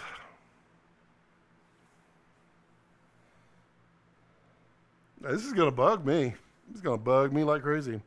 They're really, really bright. I mean, exceptionally bright. As soon as this live stream's over, I'm gonna find them. You watch. But yeah, I'll be doing a video on these. There's also the Astera Titan tubes. The Astera Titan tubes they have a battery in them, so they last about 30, 45 minutes with a battery. They're also wirelessly controlled by your phone, whereas these are controlled by USB and by wireless DMX. So you would need, there's phone apps that do it, but you have to have a wireless DMX control. Super bright. I mean, devastatingly bright for tubes. All right, let's see here. Tony says, Bill, how to do it on more of a budget? You can pick up cheap video lighting and make a decent B-roll. Yeah, I mean, Tony, the thing with YouTube is content. Content. And if it were, whoa, what was that? Client. If it were me, like you go out, you're taking Buddy for your walk, and you're shooting a photo of the flora of the day. You could do a video of you doing that every day. It doesn't need to be much, 2-3 minutes of, hey, look, here's something amazing. Here's how me taking a photo of it, and talk through your mindset as you're doing it. That's content. If you were to do that once a week, you start building up that YouTube really fast. Tony says, green screen is interesting to me, but it is a confusion of how to light it on a budget any other way. Yeah, green screen is tricky because the more work you put into it before you shoot it, the less work you have to do to it later. And it's all to do with even green. You got to keep that back completely green. No. I screwed up the mute button, sorry.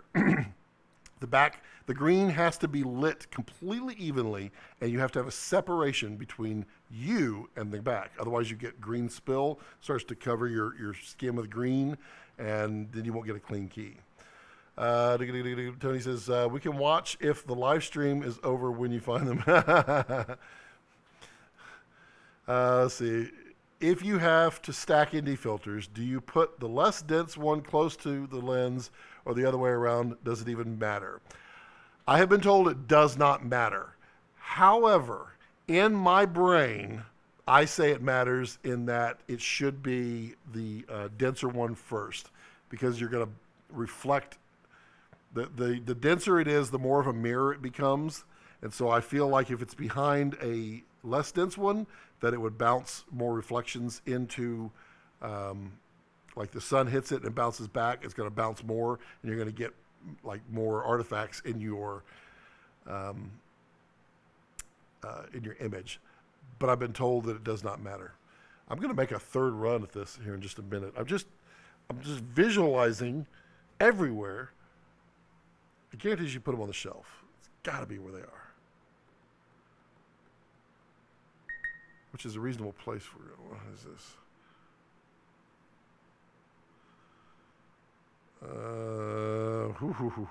Okay. The client is always right. Let's see here.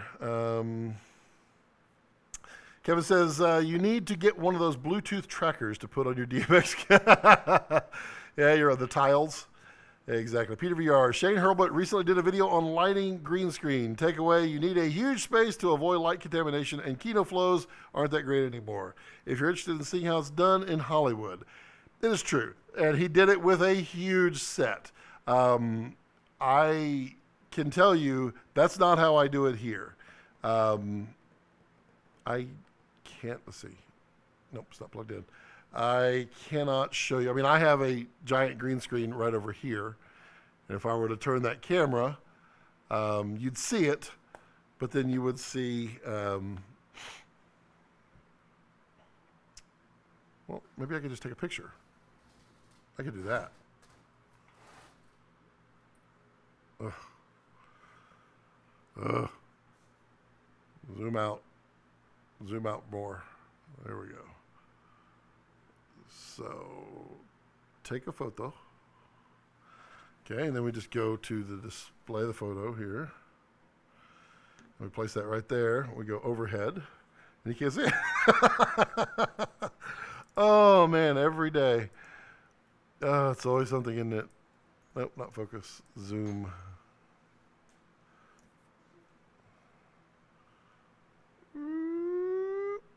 So if you, there we go, we're getting there, Whoop, turn it, change the focus. Focus, come on, focus. Oh, wrong way. All right, so you can see it, and it's upside down. That's magical. There you go. So if you see it there, oh wait, it's upside down there? Come on. Wait. There we go. It turned. There we go. So you can see I have a green screen. It is a cyc. So it's a cyclorama. It has a curve to it as it goes up against the wall. And I have Dummy Scott over there. Where are we going with it? There we go. Dummy Scott is sitting there. That screen is 11 feet wide and 10 feet tall, and 10 feet deep. And it is just paint on plaster that I've built the curved cyc on the wall, and that's to get rid of unevenness and shadows that would happen if you just made a corner. And then I just light it. Hard to show you this one. This is going to be tough, but I will try. As soon as I got a new phone, you have to bear with me. You don't know how to use a phone. Really hard to see.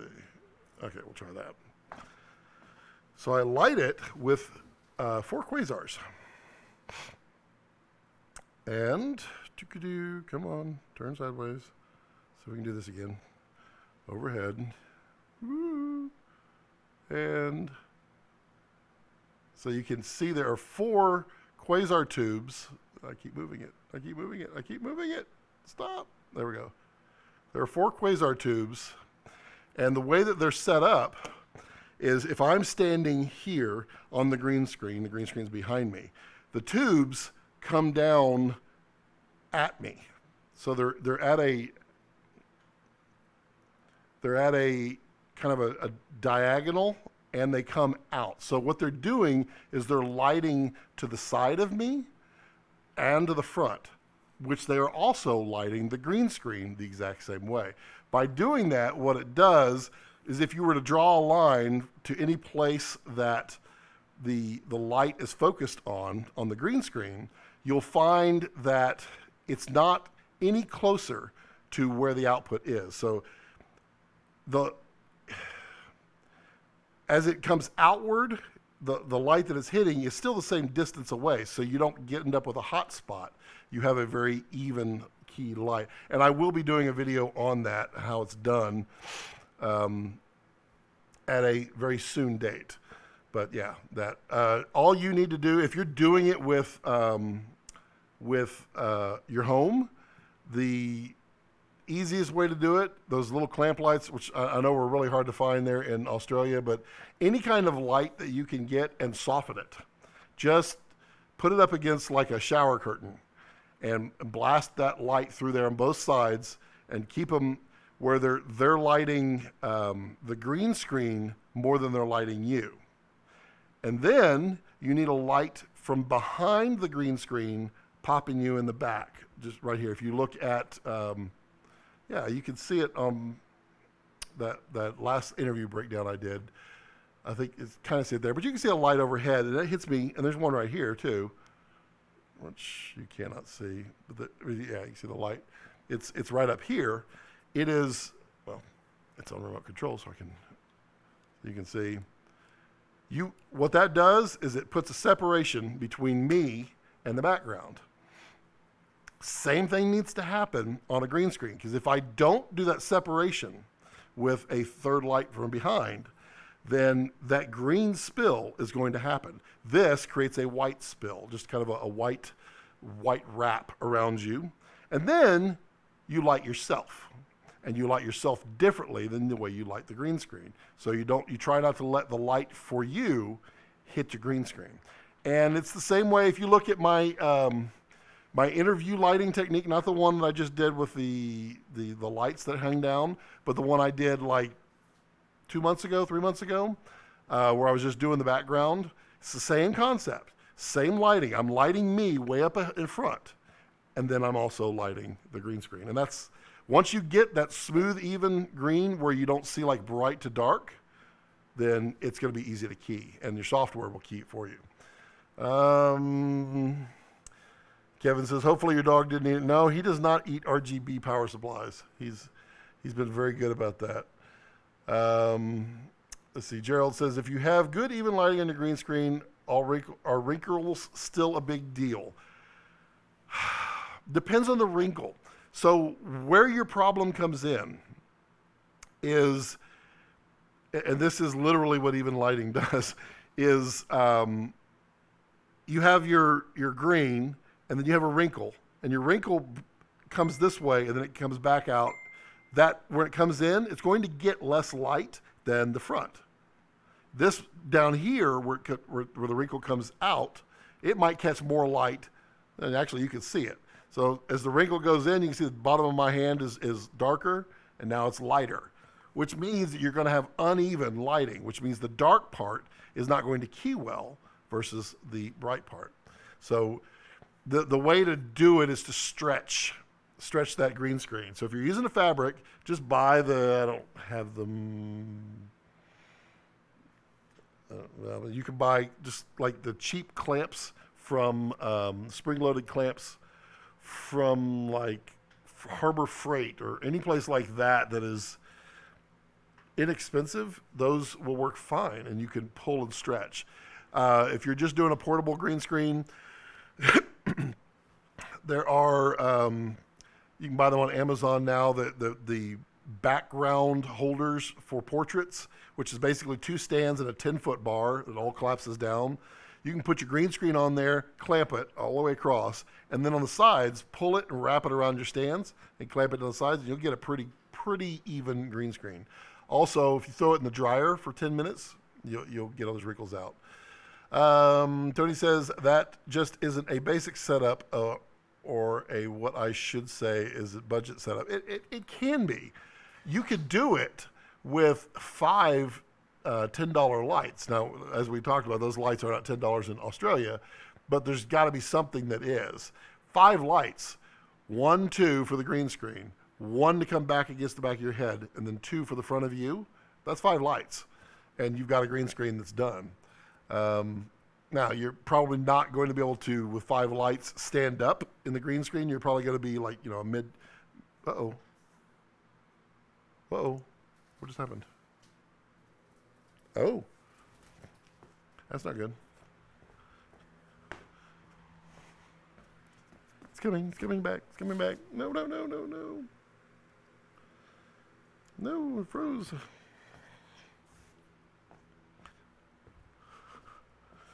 Oh, hopefully that didn't, did it, is it coming back? I got my video here, hold on. Oh no. Yeah, the image is locked. I gotta see if I can get it to come back. Oh no.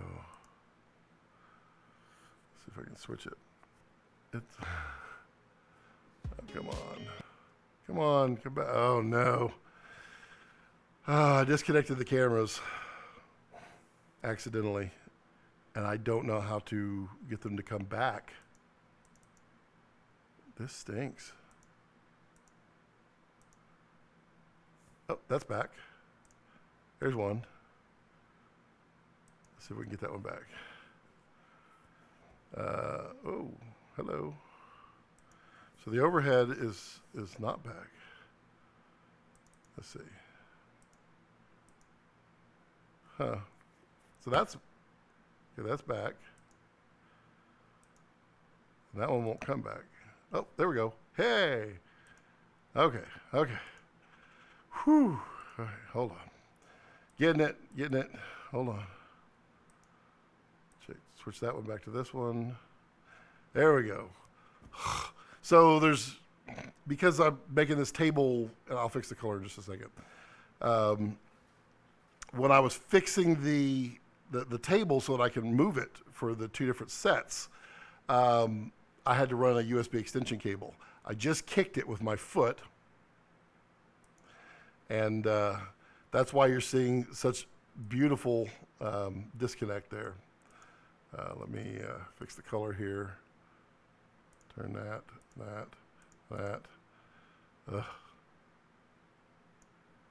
Should be getting close to normal. There we go. How about that? Oh, the zoom is bad. And I'm white. I'm very white. That's weird. Let's check that. Okay. And then we'll zoom into 1.0. And then pan all the way to the right. There we go. I did it to myself. I have to better secure that USB cable. Yeah. Sorry. You know what? It's just like I was going to look for my RGB light. Let's see here. I sent a photo of a lighting through Messenger. Okay. Image locked. Yep. Getting audio. Yep. Can't hear. Frozen. That's handy. Cousin it. Tony Edwards. He sent me a photo.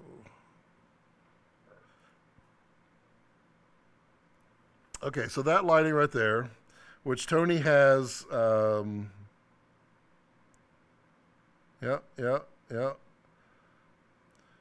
So you have like an octabox, and then you have a big soft box, and then you have a hard light.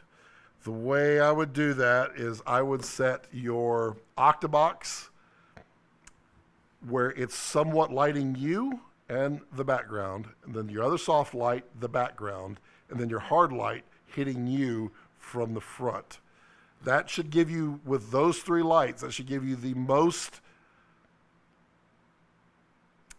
way you can get an even key. What you'll end up probably have to do is do like a mid shot from here to above. If you have an additional light, hit it from behind, and that will make a difference. wow, every time I do a live stream, I feel like it's Scott Balkum Amateur Hour.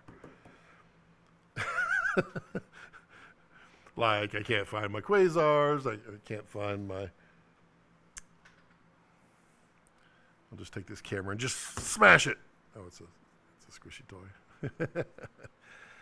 Okay, 3 boxes. Let's see.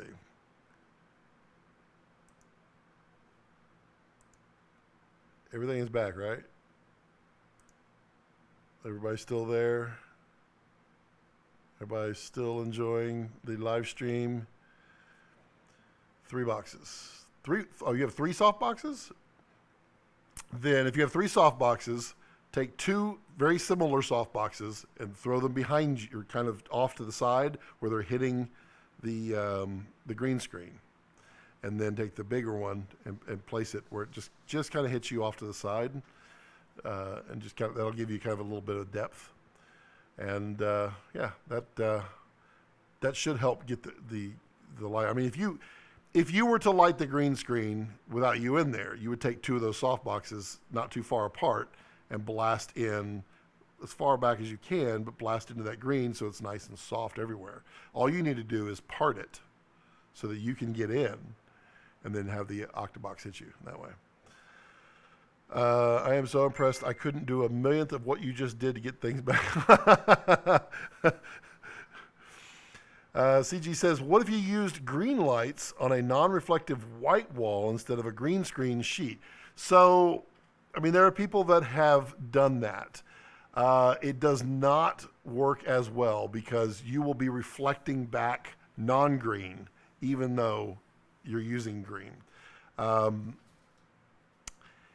mean, in the end, you probably could get away with it, but it's going to show. I mean, they have done, they've done it. They have lit, like from the back, they've lit white with green, and it kind of works, but you don't want it to be a light source. You want it to be something to be removed. So all you're most interested in on green is flat, just flat. Just like this paint that I'm using, it's not the chroma green. Getting chroma green is nice, but it's very expensive.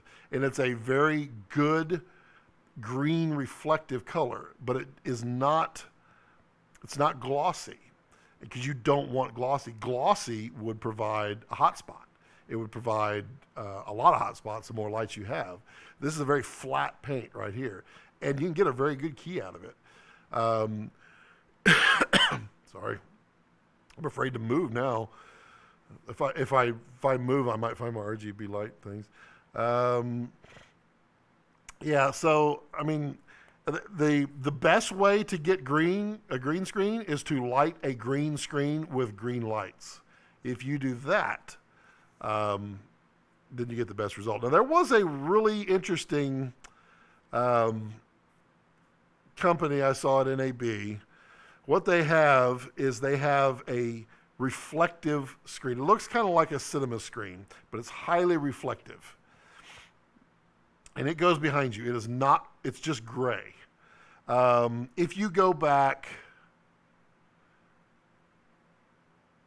if you go to my NAB vlogs from 2 months ago, you'll see it in one of those videos.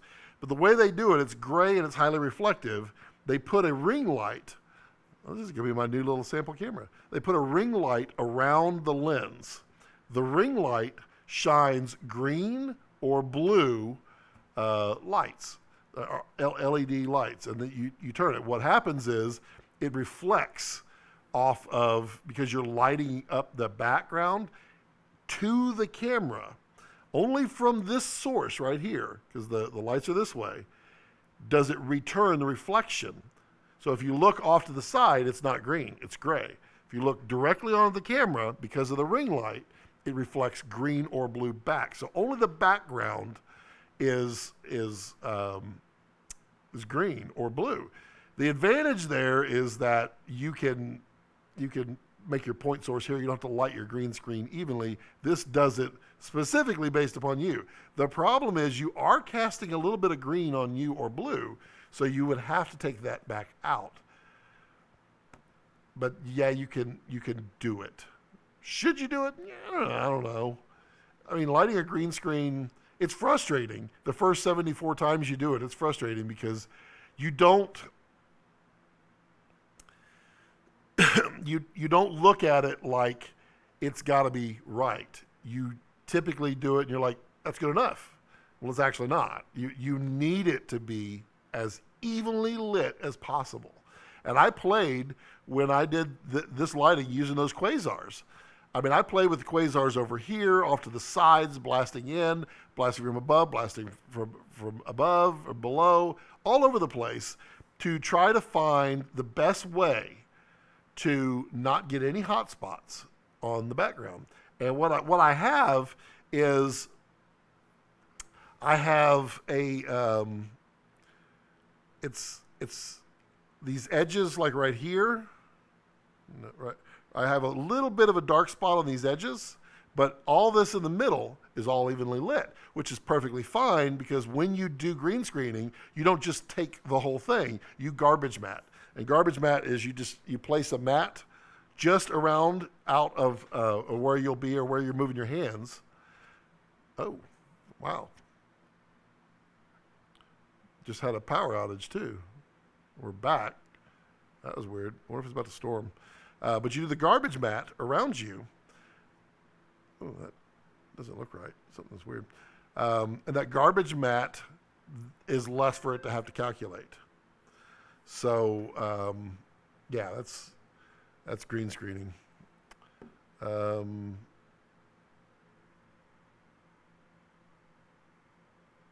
else has got questions? It's 6 o'clock. I've been going for 2 hours, and I'm happy to go longer, but if no one has any more questions, I'm not just going to sit here and chat just because. I mean, you get to enjoy my smiling face for a reasonable amount of time, 2 hours a week, plus my short videos. Anybody, I'm going to give you 30 seconds. Anybody got any questions? Type them on out there, and let's keep it going, or I will close it out. Let's see, Tony says, maybe I should just use the lights as my background, the scene that I sent you. You could. You certainly could. That's the second time the lights flickered. Ha! I didn't hear the other one, but I'm looking at my UPSs because they I've got lots of UPSs up there for all my storage. I hope it's not going to rain because my plans are this evening is cigars, margarita, pool, and my wife, and just enjoy their company and the relaxation in the pool with lots of margaritas and lots of cigars and maybe even some food. I like food. Did you see the new Massive X? I saw it last night. I've set up my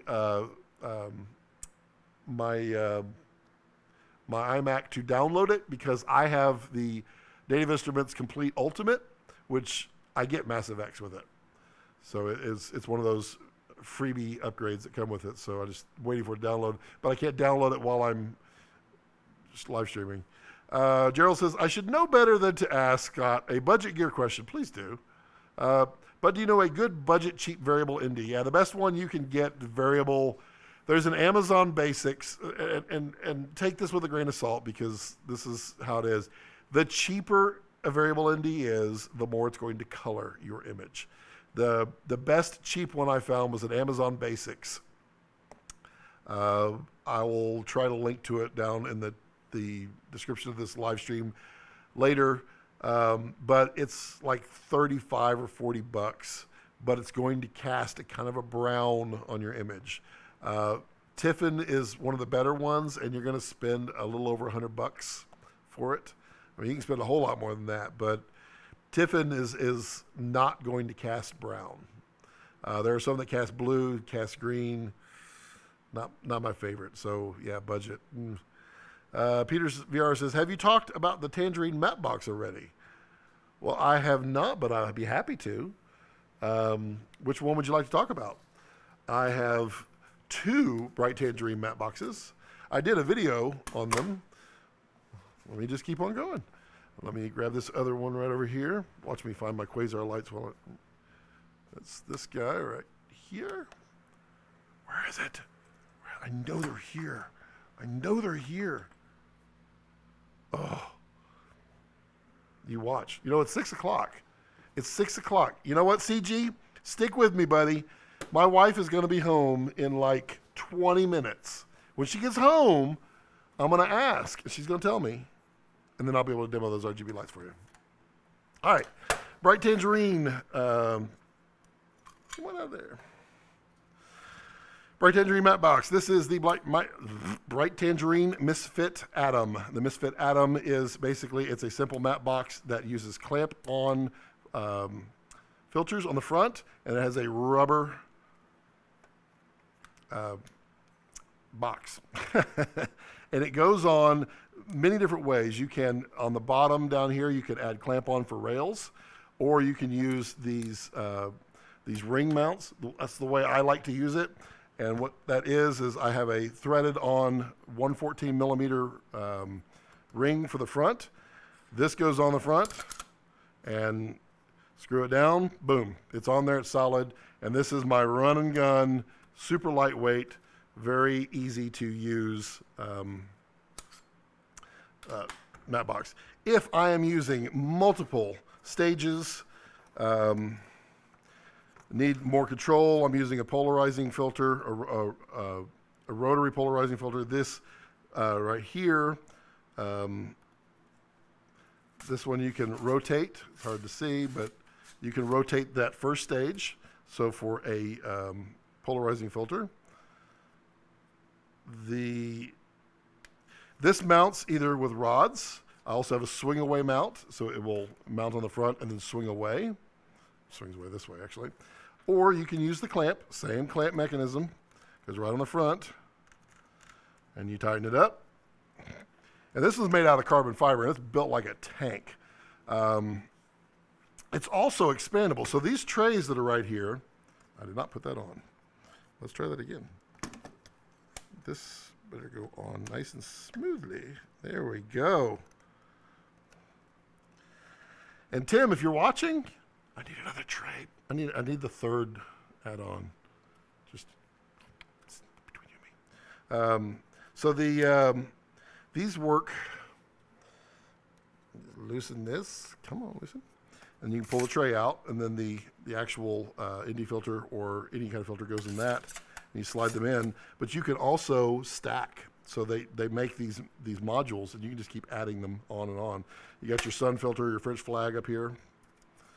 Allows you to do it. I did a full workup video on matte boxes. Gosh, it was probably about 2 years ago, where I talked about in detail the pros and cons of each. I mean, the con of this one is it's more expensive, and it is bigger. But the pro of this one is it's far more versatile. I mean, it really doesn't weigh much at all. It's carbon fiber, built like a tank. But this one is just simple. I mean, really fast. Goes on, tighten it up, you're done. How's that? Did that answer your question, or did I not pay attention and you already asked another question? Thanks, Scott and Tony. Just here editing some footage. Got it. I was talking more for stills. Sorry, Gerald, I shouldn't have spoken. Okay. That was Peter that would ask the matte box. All right. Tony says, I have to scoot. Goodbye, my friends. Bye, Tony. Be good, buddy. CG says, see you, Tony. Yep, okay. Gerald says, I have to run myself. Thanks for another great stream, Scott. Gerald, thank you for joining and being a part of this community, buddy. You've been here a long time, and I appreciate you and Tony and all the other people who've been here forever. I appreciate you helping me help you, and you help me, and that's what we do in a community. Yeah, Peter, you got any other questions about the Bright Tangerine? It mounts lots of different ways. You can kind of, let's see, I'm afraid to switch overhead, but you can kind of see the add-ons right here, so you can just add more stages if you want. Peter says, great, thank you, Scott. Can you use a 4x6 or other filters with the simple one? Yeah, you can. These are for 4 by 5.65s is the size of these. I don't think they make one for, they don't make one for a 6x6. You can use the smaller, like the 4x4s in there, and they clamp on, and you can actually put 2 in this one that you have to stack them right up against each other. There's no separation. And then also you can use a rotary or a variable. You can use a polarizer, a circular polarizer, but you have to turn your whole matte box. But it works. I've done it. I sat there right in front of Yosemite Falls and had my matte box turned this way. People would walk by and go, I don't think he knows how to use a matte box. And I'm like, you're right. I don't know how to use it. Wesley says, have a great weekend, Scott. Yep, perfect. Peter VR, also, if you attach to rails, can you height adjust to match the lens height? Yes, you can. So you cannot see here. Maybe you can. Oh, let me switch to overhead and see if I can. Yep, nope. Let me switch overhead. Is this going to work?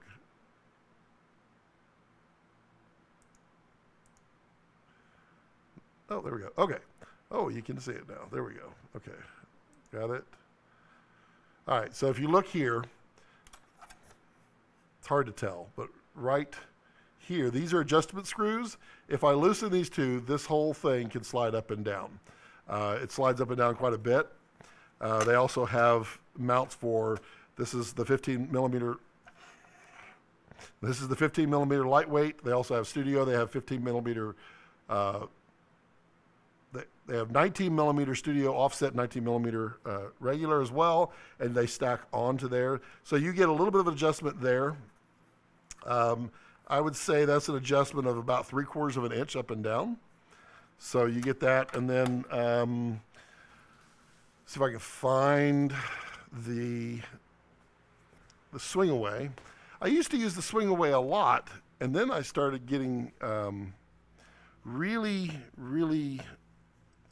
I guess, greedy about weight. I really like not having weight. That is my follow focus, which if you want to see that, I'm happy to show you that. That's not it. You watch, I'm going to find the red, or the RGB. Oh, I can't wait for my wife to come home. I'm going to ask her, what is that? That is my, I'm doing this in the dark, by the way. I cannot see. Where is my bright tangerine, bright tangerine? Everything's always supposed to go in the same section. But I'm bringing you more goodies to see here. That is not it. That is probably it right there. Is that it? That is not it. That is a little arm. Small rig. Nope, small rig. Oh, there it is. Got it. Okay. All right. Coming back with more goodies. I feel like I should just start with everything on my desk and then just start cleaning it as we go. Okay, so this right here, boom, overhead. There we go.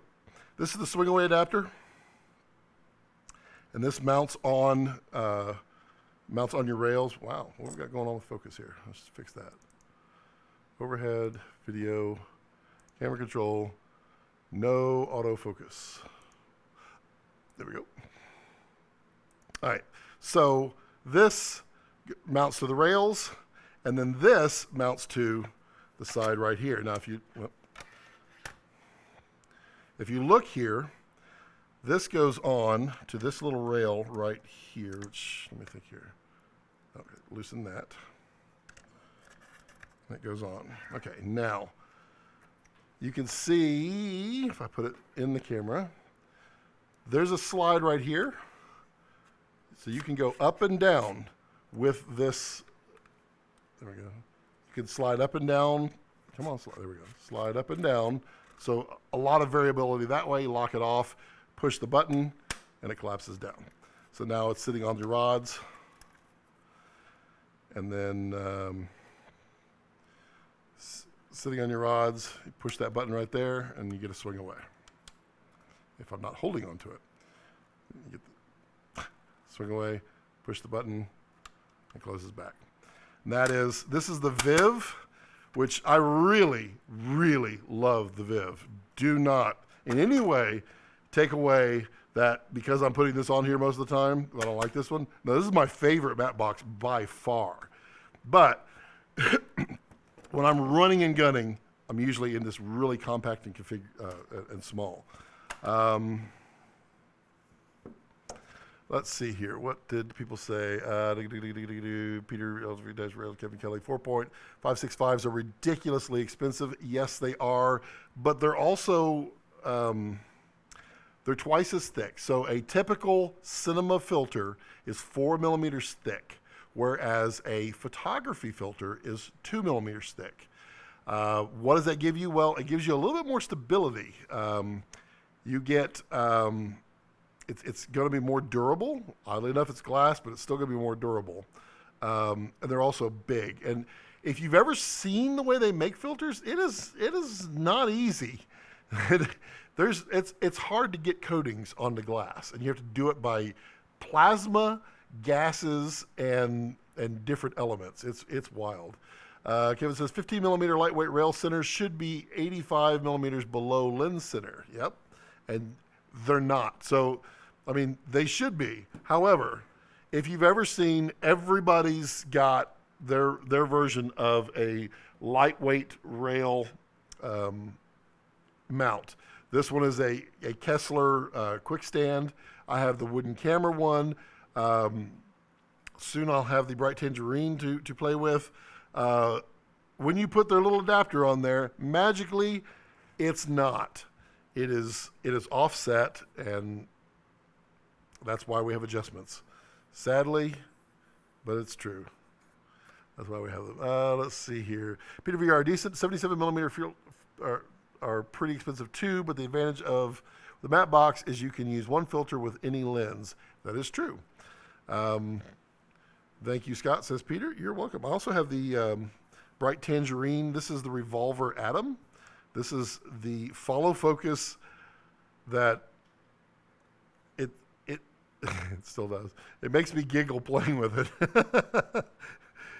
So it is a machine of a follow focus. It is so smooth and so precise. And I did a full review on it, go back a couple years. In fact, if you go to Bright Tangerine's website and click on the Revolver Atom, you'll see my review on the follow focus there. This thing is so nice. And I mounted up right there, which I always use these wide open camera lens gears right here. These are zip tied on, and I put them, I use stills glass almost all the time. I mean, if somebody's got money and they want to rent some cinema glass, I'm always happy to use that. But I'm using stills glass a lot, and I use these wide open camera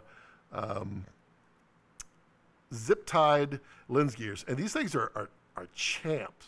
They're amazing, and they're made by a friend of mine.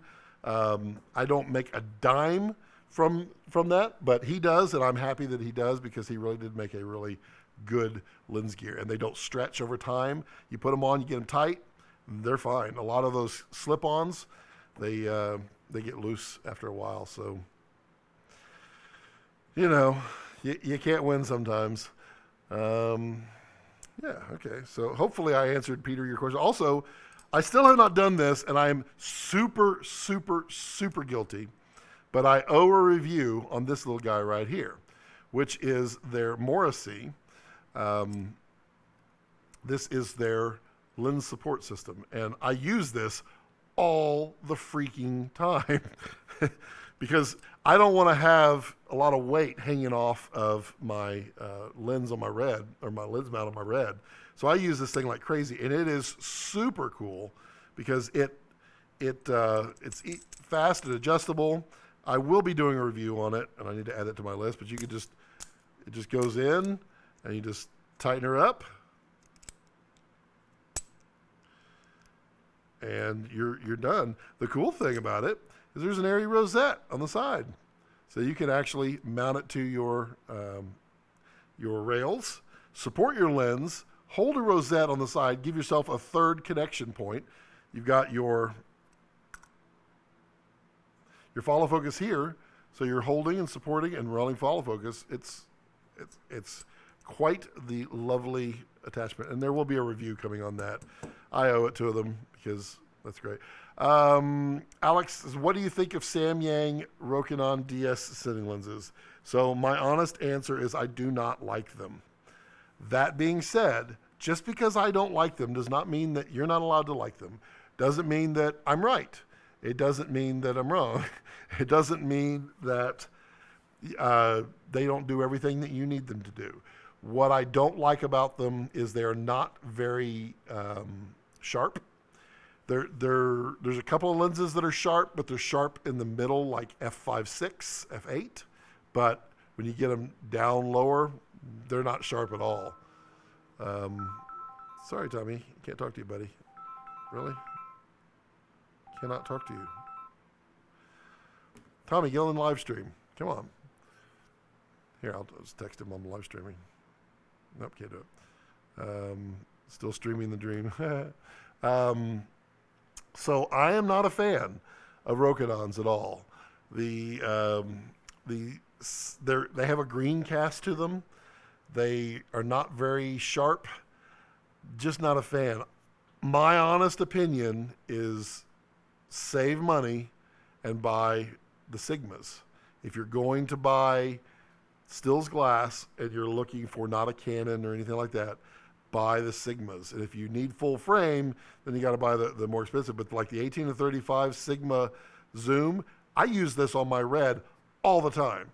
The 50 to 100 Sigma zoom, I use it on my Red all the time. It is a clean, crisp, nice, sharp, fast lens.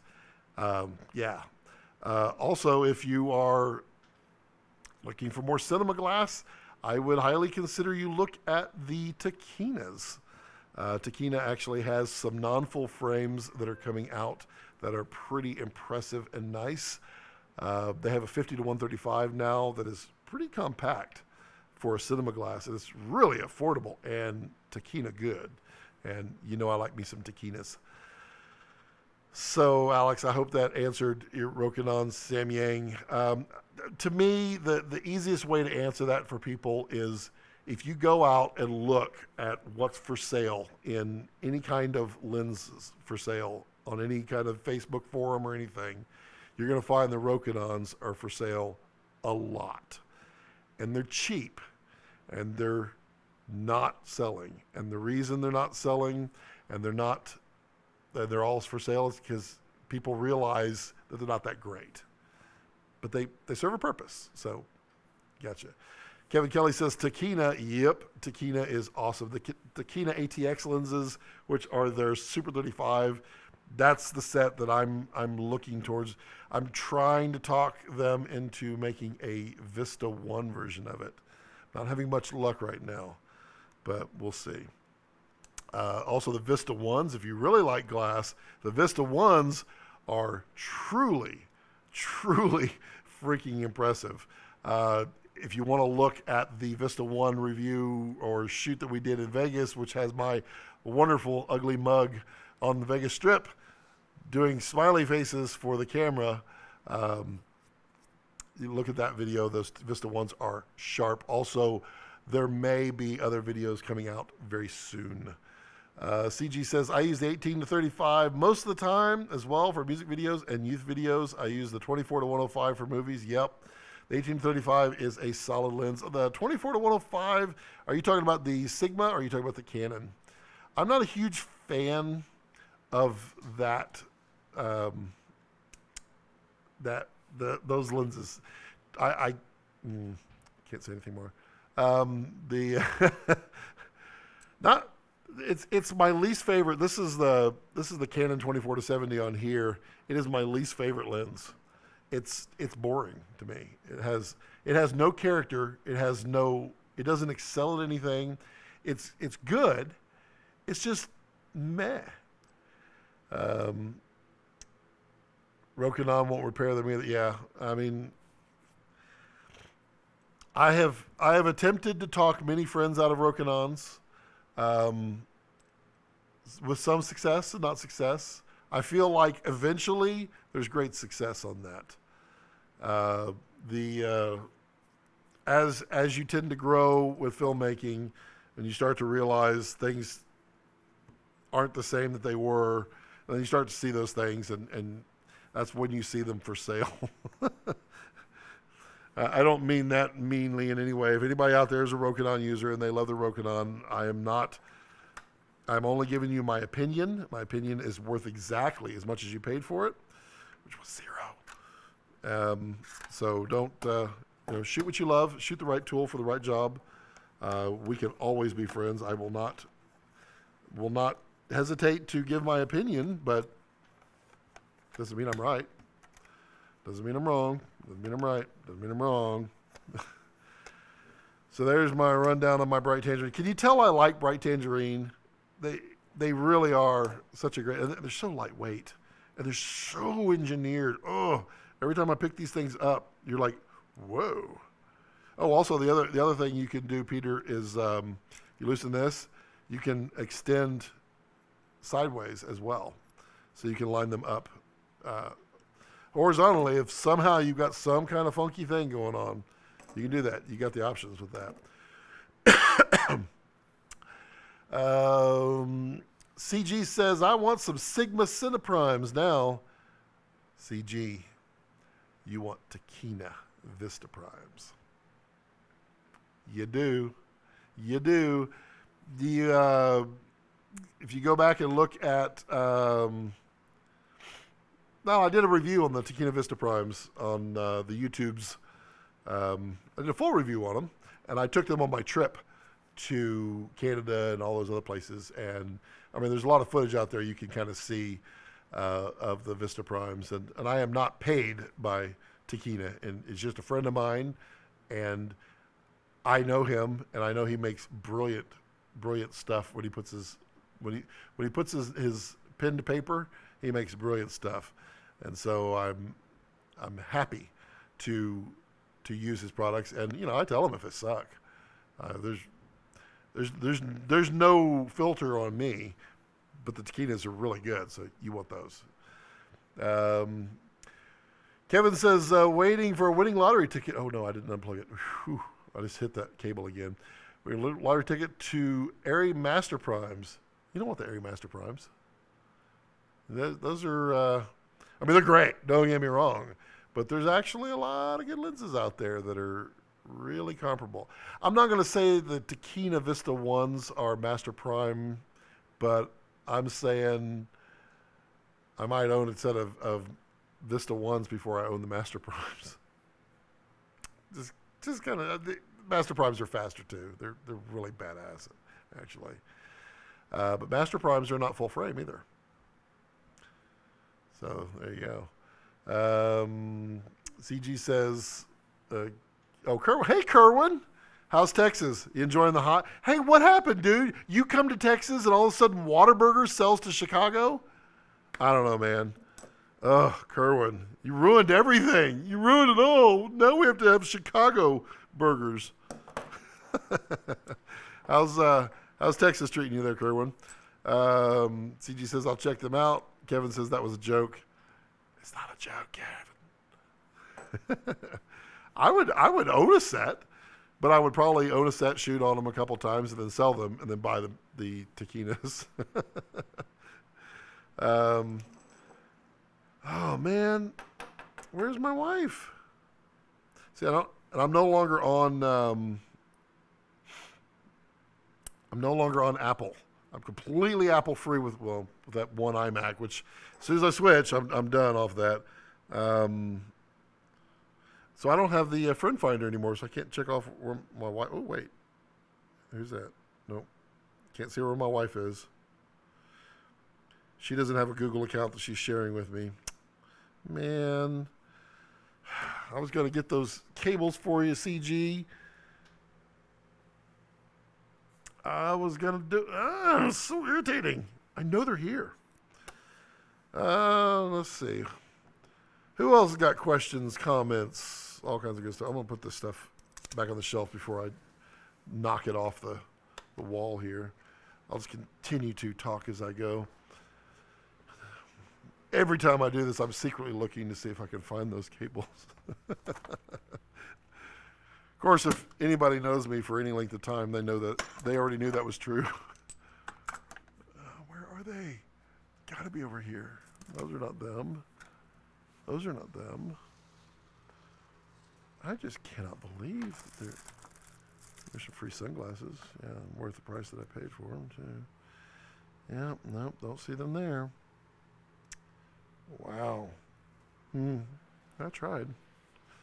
I tried 4 times, 5 times I tried to find those. I can't wait to find out where they are. I bet you they're on the shelves in the back. All right, let's see here. Kerwin says, "Don't put that evil on me, Ricky Bobby." I was saying the same thing the other day. Yeah, the best burger is the A1 Thick and Hearty burger at Whataburger. So it's not in season right now. We have to wait for that one, but hopefully it comes back. Who knows what Chicago's going to do? Kerwin says, "Use Google Maps." I'm using it, but my wife's not. I got the friend finder on here, and it works. I let my wife see me, but she doesn't have a Google account yet to put me on hers. So, or Life 360, interesting. CG says, "I think I'll rent the 35 and the 85 to check them out." Thanks, man. Which 35 and 85 are you talking about? The 85. If you're talking about the Kina Vista Primes, oh yeah, pretty nice. Pretty nice. 35 is nice. I'd probably do the 24 and the 85. That'd be me. That's why you can get wide enough. Kevin Kelly's, "I am waiting for the new Taquinas or more Vista Primes."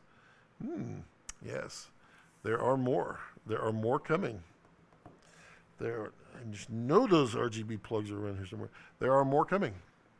I am too waiting.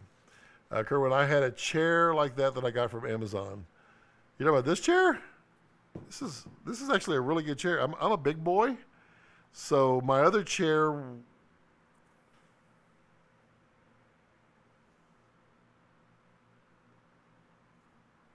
I have no idea where. Oh, it's underneath the bar over there.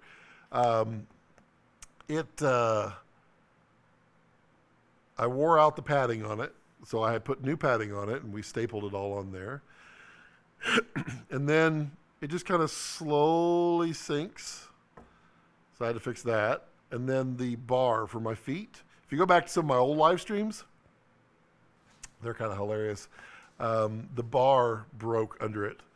And so my feet dangle. This one is heavy duty. This thing was not cheap. It was like $300, but it was for fat people like me. And it's bouncy, yay! Vista Primes, yeah. CG, rent those bad boys. Find them on ShareGrid. I bet you there's a set in your area. They are pretty amazing. I'll tell you another good lens that I got my eyeballs on is the Laowa 25 to 100 millimeter cinema zoom. It is a T3, I believe, or T2.9, which is an f2.8 basically. And it's a 25 to 100 with almost no focus breathing. It's kind of a flat image. It's kind of a low contrast flat image. But the price is supposed to be like $6,000 or $7,000, and you get 25 to 100 coverage. That is a huge coverage for that. So I've got my eye on it. I've been talking with Kevin over there at Laowa for getting a demo. So soon, I believe. Soon.